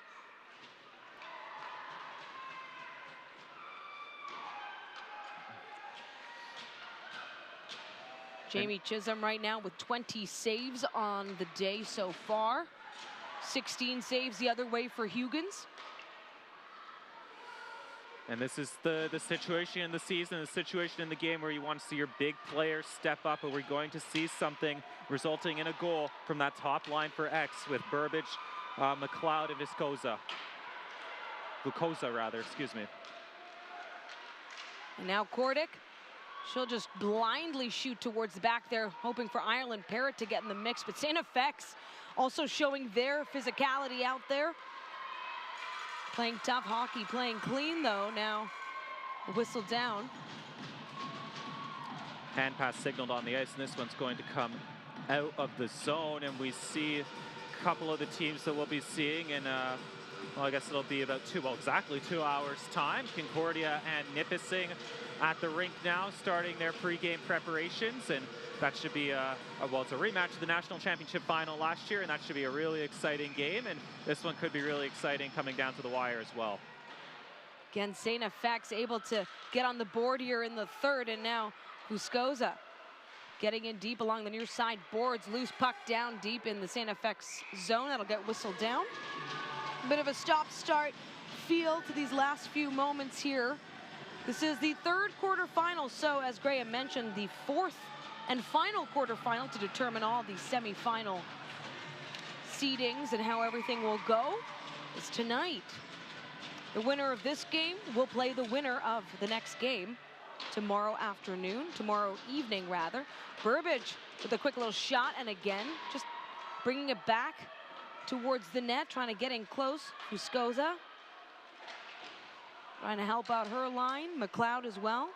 Vuskoza now. Looking for Dabrowski, keeps it in. Big shot from the point, and it's in! We're all tied up here in Montreal. St. FX. X-Women showing their superpowers to get things going, and Lauren Dabrowski to do it as well. Yep, and it's the top line that was out there with Burbage and co. creating havoc and getting that puck to the point. Dabrowski with just a seeing eye shot. Oh, it was actually deflected in by McLeod. It hit something in front, leaving Huygens no chance, but I think McLeod may have a claim on that one. Yeah, she might. Yeah, she might have gotten that tip, and it all happened so quickly. We'll get the final word on that, but either way, Graham, we're now tied at 2 with 8:15 to go here in the third. Talk about an exciting game. We felt that momentum building for St. FX heading into the third. And of course, UBC able to get their second as well in this period. And coming into the national championship, Graham Thomas of UBC, as icing's waved off here, was saying that he wanted his team to be loose. He wanted them to play Thunderbirds hockey. He felt like they didn't do that last season when they lost to Nipissing in the quarters. Here's where maybe you grip the stick a little tighter, but you still focus on playing your game. And it looks like they'll be going to the PK, however. The PK for UBC, yes, Grace Elliott taking a trip to the penalty box. She was the most penalized player during the regular season. She plays hard-nosed hockey, and that can be interpreted a number of ways. She's also been very effective, of course, for UBC, coming through with 12 goals, 11 assists during the regular season, and also putting up a goal and an assist during the playoffs. So a chance here for St. FX to potentially take the lead on a power play. They've yet to make good on any of their previous man advantages. Now McLeod looking for a tip, and oh, and just a bit of a missed chance there for Burbage. She was set up perfectly though. Did that one go straight out? Yes, it did. 5-on-3 upcoming for 1:45 for St. FX. Wow, and that's because of delay of game call on that one. And that was the bench, by the way, erupting the St. FX bench. They know that this could be a golden opportunity. The very first goal of the game came on extensive power play momentum from from UBC. So now STFX regrouping. And just before that puck went out to play, it was a great chance for Burbage, maybe her best of the game, and she just healed it going wide. I think it was Dabrowski, or it may have been McLeod actually, put that pass across, and the cage was open. There was no chance for Huygens, but just couldn't get the good wood on it. And now a minute 45, and you know, even if they get a goal here, UBC's not out of it. There's still plenty of time left in this hockey game, and it's an exciting one here for Montreal. Yeah, both benches settling their players down. Of course, very prominent and experienced coaching on all sides from the assistant coaches as well. And that first penalty, by the way, Joelle Fiala, 2 minutes for, or no, that is the delay of game call there. It was Grace Elliott for hooking. And so that will give at most a minute 45 here of 5-on-3. And of course, Dabrowski out there. She just got the equalizer. She'll try to fire it off there. Bounces off the mesh instead. And Daniela Ponticelli with you on this call alongside Graham Naismith. It's been so fantastic to share this moment, as this has been an exciting game. We've seen some great goals scored across the 3 quarterfinals, fourth and final quarterfinal tonight. It's set up here.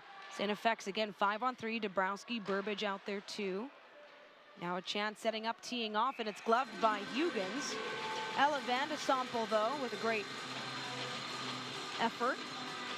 Yeah, Huygens saw that one all the way, and maybe could be a bit more traffic in front for X, but UBC doing a good job weathering this so far, getting 2 quick whistles and getting a fresh player out there with Cordic. And McLeod will take this face-off for X women and win it, and settle down Vandesample.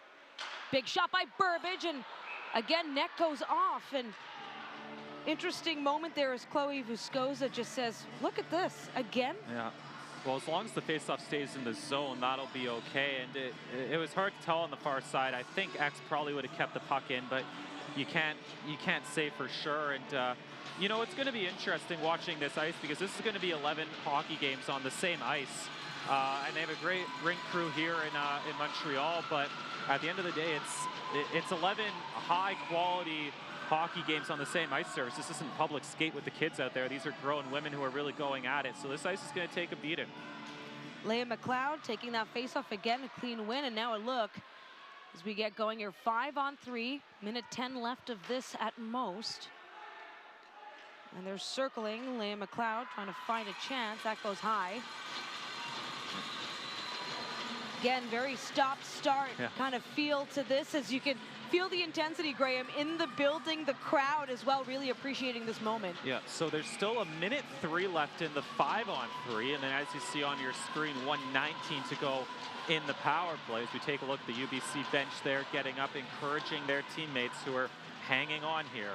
And a loose glove right off the hop, though, for McLeod. That doesn't really disrupt the play as Burbage gets her stick on it. UBC. McKinnon just trying to clear it, but Vuskoza now, she'll collect it. Looking for a room. They're all set up now. Vandesample. Dabrowski just settling that down, mistimed. Burbage right in front of the net.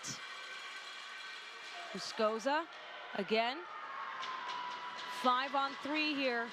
A chance to get the lead for the first time. Dabrowski feeding it to Vandesample. Big shot by Burbage, and it's just too high and so powerful. It's going back towards the STFX goal line. But it's the top power play unit that stays out here for the next 15 seconds of 5-on-3, and then about another 15 seconds of power play time after that. Both teams have taken timeouts. They've reset their squads for this very important matchup. Now Burbage setting it up for a big shot from McLeod right in front of the net. Vuskoza. What a moment there. Burbage could have had it, but Wong will just fire it down instead. It's played quick, covered up by Jamie Johnson. And that'll about do it for the power play, because they blow it dead with Johnson covering it. That's the second or third time we've seen UBC going down. Or is there the officials over at the scorers table now? I can't imagine for what, but in any case, it's the second or third time now that we've seen a really good hard UBC forecheck going down, as that was a look at the chance for Burbage that just couldn't get the stick on it. And I think they're just discussing the clock here at the scorers table right now with the minor officials. In venue here at Sepsum at the University of Montreal, they just need to figure that out. 1 second remaining on Joelle Fiala's delay of game. Yeah, but I think the point is there should be more than that. And yeah, yes, they bump it up to 6 seconds. 6. Yeah.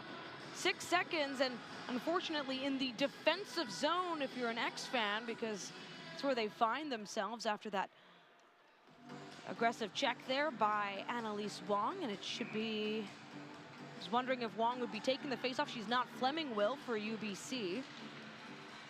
And so now they know they have just seconds remaining here with a player advantage. They'll fire one on Huggins. She'll glove it easy.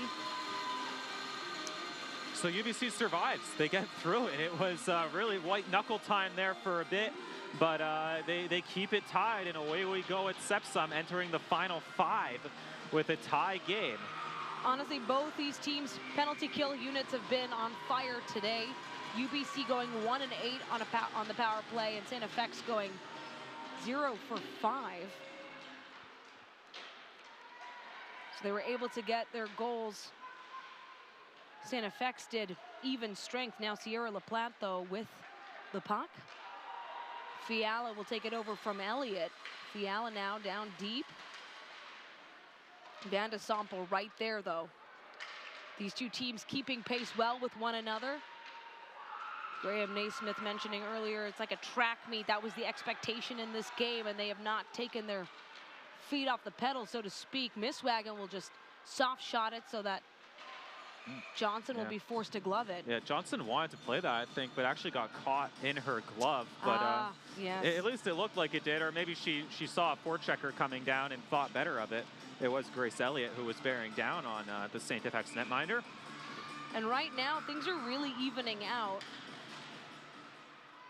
Jamie Johnson with 20 saves so far, while Elise Huggins has made 21. Now Maya Baird, though, will look to get the go-ahead, and it's a big scrum in front of the net. Johnson again showing her strength. She got all 7 starts in the playoff run to get the team here to be the AUS finalist. Yeah, and she had very similar numbers to the, well, so-called backup, Amaya Giraudier. But they roll with Johnson. She has that championship pedigree, and they just felt she was a bit more confident down the stretch. But Giraudier, a very capable netminder for X as well. Actually with very, very similar numbers to Johnson, maybe even a bit better in some cases. Huskoza like a cannon, just shooting out, but just as quickly the other way. Jacqueline Fleming will fire one off. Great kick save there by Johnson. Both teams just looking for that edge as the clock starts to wind down here in regulation. It's all tied up. A big third period. Hannah Coral will keep it in along the near point. Down to the near corner. Cassidy Rhodes, but no clear lane. It's great defense provided by Leah McLeod. Again, STFX. Now McLeod finds herself with a chance. Just got to get by Hannah Coral. It's easier said than done. Burbage there to assist. And so Sutton will play it to Burbage. She'll shoot it. It's gloved by Elise Huggins. And glad you mentioned the second goaltender there for STFX. The second goaltender for UBC has been Kate Stewart, a graduating player. She's been tremendous. Her regular season record through the 11 games played, 10-1. She had a 1.52 goals against average, but they've placed their faith in Huggins, who got all 6 starts and finished with a 4-2 record in the playoffs. 3.5 to go here, and we're all tied up at 2. The third quarter final, a chance to continue on for the championship. Neither side has touched gold ever at this national level. So Maya Baird was trying to fight for it for UBC, but Switzer will have to take her lumps there, and so back the other way, the T-Birds potting it down deep.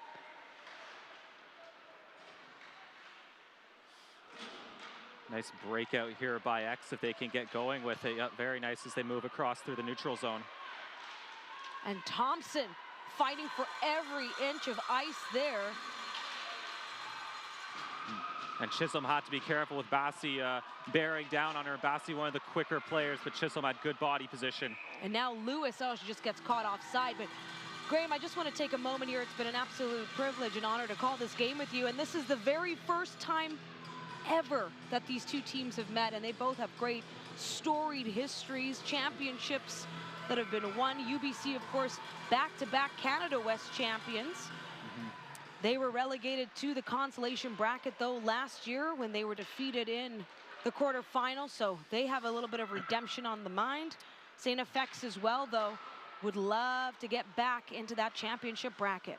Yeah, and being mindful of that, as we said earlier, it's a matchup that spans all of Canada, the easternmost program against the westernmost program. And it's remarkable that, you know, two programs that are separated by several thousand kilometers, but they're separated by, well, right now, nothing on the ice. Maybe a goal at the end of things. It's been an incredible game so far, playing such tight hockey. We knew that they'd be close, but this is the 7th seed, by the way, taking on the number 2 UBC, and STFX showing their strength as we play on final 2 minutes here in regulation. We'll see how this winds down. Settling it down, by the way, is Leah McLeod. Again, one of the graduating players now, Vuskoza. She was driving in deep, looking for a sharp angle as McLeod was set up in the slot, but UBC will go the other way. Gaskell already with an assist and a goal herself. Getting in on both of those for UBC. Fleming carrying it around, bringing it back behind the goal. She gets interrupted by Vivian Hinch, though. That's off. Be interesting to track that. Maybe someone at home is right now. It's just one of those things, right? If a game starts to click and go in those little moments. Thank you for joining us, wherever you're joining us from. The very next quarterfinal is taking place 7 p.m. Eastern, and the way this game is going, there's not going to be much time between those two contests, and that one, of course, the 3rd place Concordia Stingers taking on the 6th seed Nipissing Lakers. Back to the action here as we wind into the final minute of regulation. STFX with possession. Chance to make something happen. A bit of a long pass, and it'll be UBC that gets there first, but McLeod throwing her weight around out on the ice. Camden Switzer trying to provide some support there. UBC's McKinnon, again, who opened scoring today. Now a long pass there to Maya Baird. She'll settle it down. Switzer again, take it far side. As we work into the final 30 seconds, Johnson will be tested. That could have been a funky bounce, if you know what I mean. Yeah, and it's funny, I mean, a couple of inches to the left and maybe going in, but Johnson probably had that one covered, but it was a couple inches to the right and it's icing, so it's the difference between, you know, a goal or right down the other way. And what, to me, what a comeback from STFX right now. Shots on goal tied at 24 apiece, let alone the tied score, and now an offensive zone draw here for STFX. They win it. Hinch trying to keep it in, though, as UBC will look to settle this. Kordic will shoot it. It's played off the stick easy by Johnson. Final 20, winding down here in regulation. And STFX just want to keep it out of their zone. McKinnon was looking for that feed there to Parrott, couldn't get it. Back the other way. And a chance here, Vivian Hinch, oh, there goes the buzzer. We are heading into our very first overtime of the 2023 U Sports Women's Hockey Championship, as STFX with a great 3rd period rally, coming back for 2 goals after UBC thought they had a solid 2-0 lead. And we'll be right back. I'm Daniela Ponticelli alongside Graham Naismith. You're watching U Sports on CBC.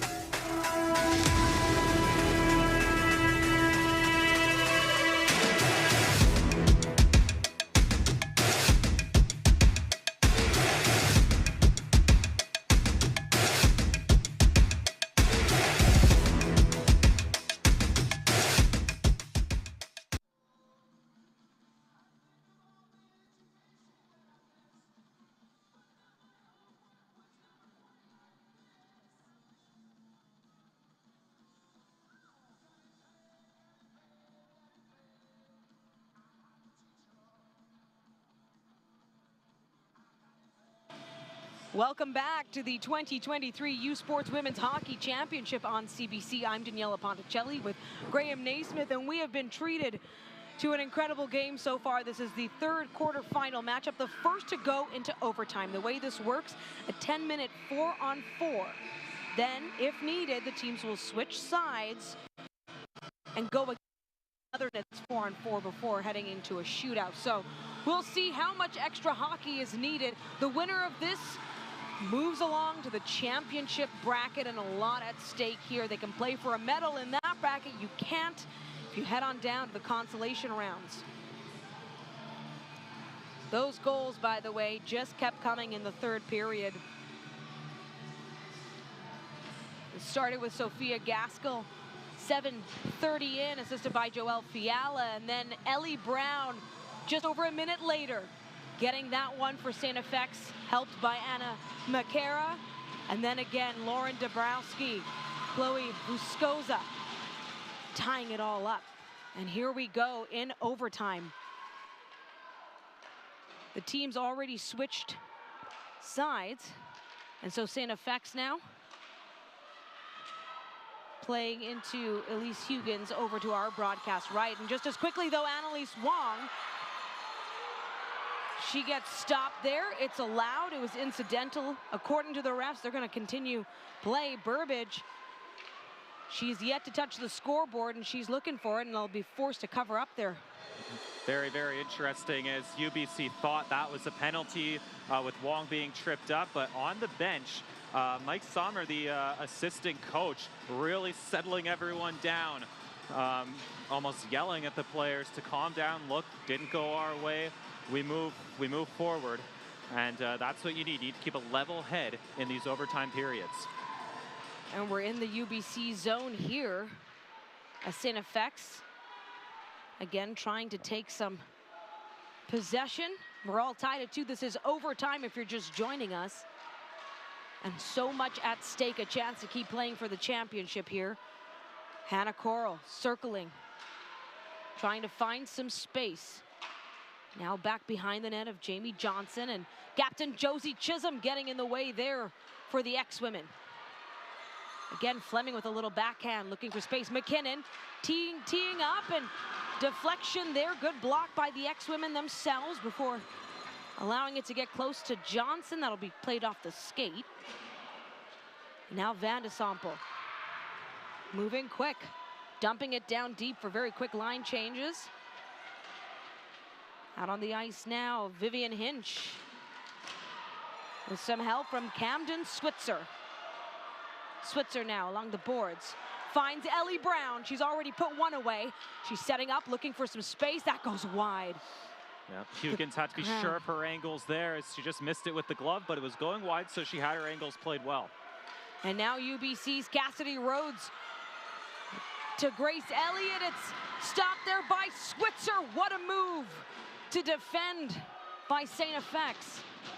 Switzer again settling it down, looking for that space to miss Wagon, and that gets intercepted. Dabrowski over to Hinch.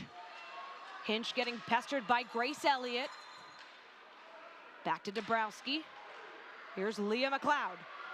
She's in a swarm of T-Birds trying to get by. Burbage fires it, and it's just in front of the net of Huggins. A big scrum, and it gets physical, of course. So much on the line, tied at 2 here. The first 2.5 minutes down. Of course, this is a 10-minute 4-on-4 battle. Yeah, and with it being, 3-on-3 overtime, eventually it's going to open up. Eventually we're going to get back and forth. But with 4-on-4, it's really clear where, okay, there's 2 defenders, 2 forwards, no ifs, ands, or buts about it. So we haven't really seen it open up here just yet. Both teams kind of starting off tentatively, starting off gingerly. But we'll see what can happen here as this overtime wears on. And right in front of the net, Leah McLeod. No one there to tip that one in, so UBC will carry it forward. Hannah Coral all alone, but not quite. Having to force back, redirect Fiala from the far point. McKinnon now setting up, trying to find room. She's making space. It bounces off the post, and Fiala could have knocked it in. The bench nearly erupting there, but it's not good. They're going to have to try again as McKinnon scoops up the puck in their own zone. Wow, how much closer can you get? It kind of goes off the angle off of McKinnon's stick behind Johnson, and it's a fluttering puck that Fiala just cannot get the wood on. We'll take a look here at the replay. And it was really nice work by McKinnon to maneuver into the middle, off the post right to Fiala, and she whiffs on it. It's difficult to read off the post like that when it's bouncing. And she did a great job getting herself into the right position, but just couldn't finish it off. And oh, so close for the Thunderbirds. 4-on-4 overtime. Here we are, tied at 2. It'll be Landon Pitts taking this draw for STFX. Vandesample trying to tee it up now down the slot. Vivian Hinch as well, protecting that line.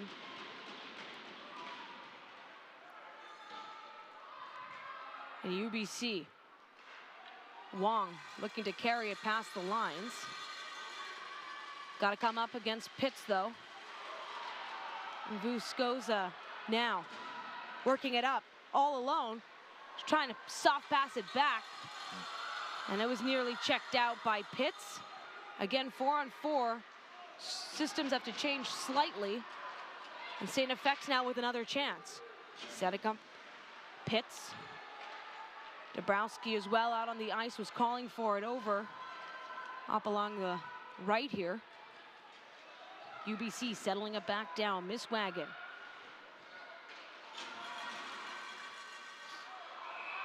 Ooh, they're going to say that one just left the zone. And it's always interesting to see who gets paired up, because we see Vukosa, she was actually paired with Landon Pitts. So you may think that STFX tries to go with all their eggs in one basket and put, you know, Burbage out there with Vukosa or McLeod, but they're really splitting it up and trying to get, you know, spread the wealth of goal scoring and offensive threats around.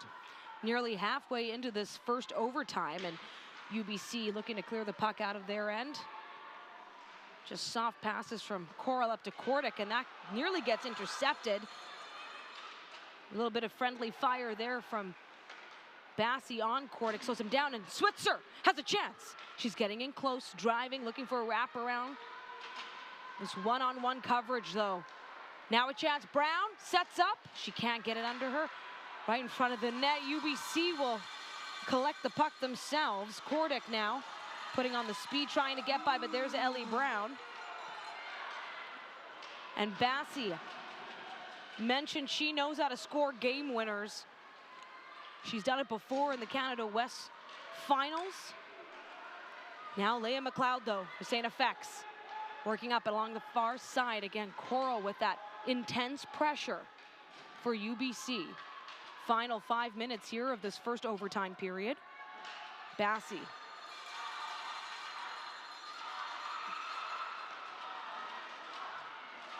And nearly intercepted there by UBC, or sorry, rather the STFX ex-women.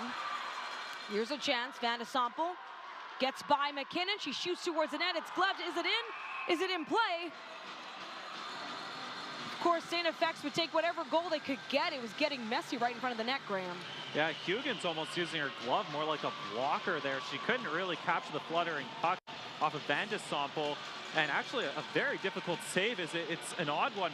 Burbage actually ducks out of the way to let it go through, but Hugin stays right with it and is able to pounce on it. And now it's opportunities either end. One scramble for X just a moment to go, and then earlier on with UBC, the fluttering puck that Fiala just couldn't get her stick on.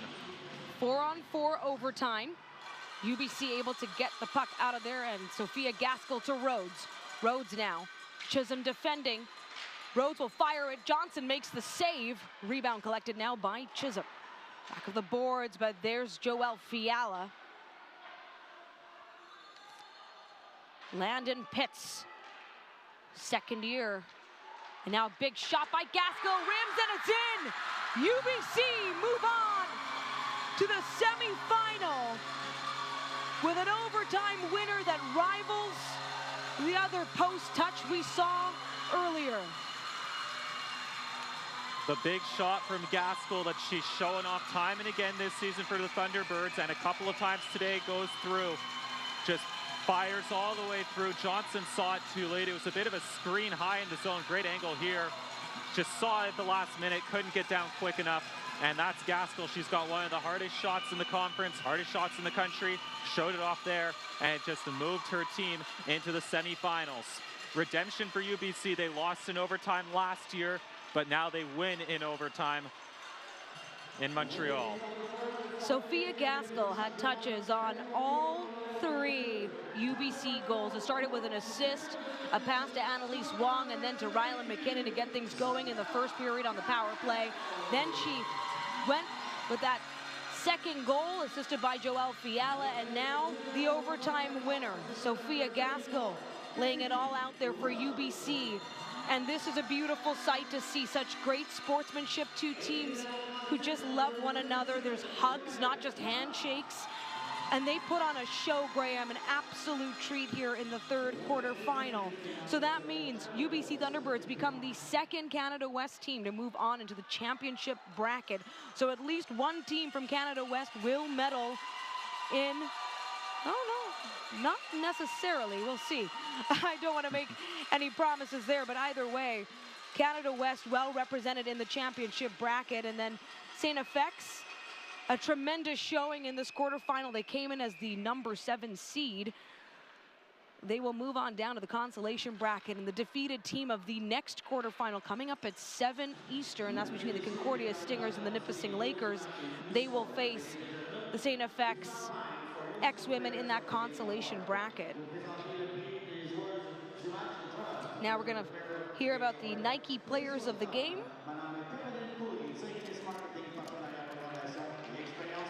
The semifinals, by the way, 4:30 p.m. Eastern Saturday, that's tomorrow.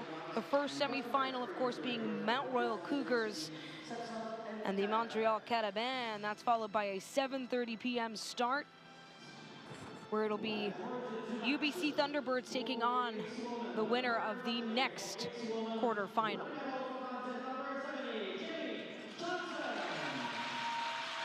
Jamie Johnson given player of the game accolades, Nike player of the game accolades for her effort. Again, taking a quick peek at the stats here. Jamie Johnson able to make, in total,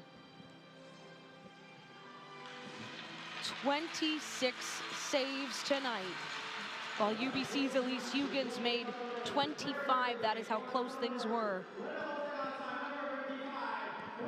And they're going to give it to McKinnon here. Very well deserved, but you know, when there's one player who's in on all 3 goals and gets the game winner, you know, what more do you need her to do to get player of the game? But McKinnon also very deserving, very impressive, got the first goal, and so solid on the back end for UBC. And that's the other thing, they're taking into account that bigger picture. Captain McKinnon, we heard from her during the 2nd intermission, and now Graham and I will take the shortest of breaks as we get set for that 4th and final quarterfinal. This is how things go. It moves so quickly here. Our next game is at 7 p.m. Eastern, when the 3rd-ranked Concordia Stingers take on the 6th seed Nipissing University Lakers. It's a rematch of last year's gold medal game you won't want to miss. On behalf of Graham Naismith and our U Sports on CBC crew here in Montreal, I am Daniela Ponticelli. The final score once again in this afternoon's game, 3-2 for UBC to advance to the semifinal, an overtime win, and a great game against the STFX X-Women. We'll see you soon. Goodbye, everyone.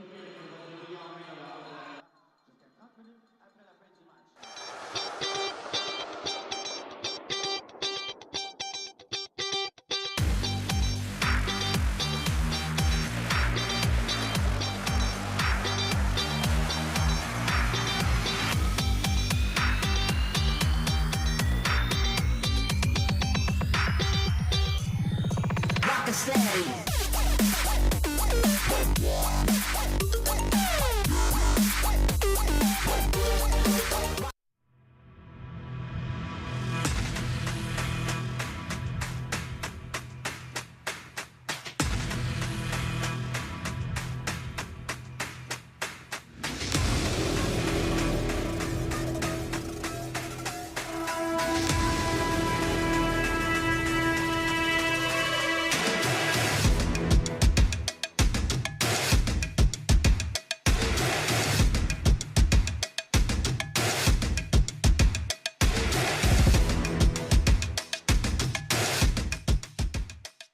U Sports fans, check out shop.usports.ca for this week's promotional item from the Nike Team Collection. Visitez le shop.usport.ca pour en profiter de la promotion de la semaine de la collection Nike Team.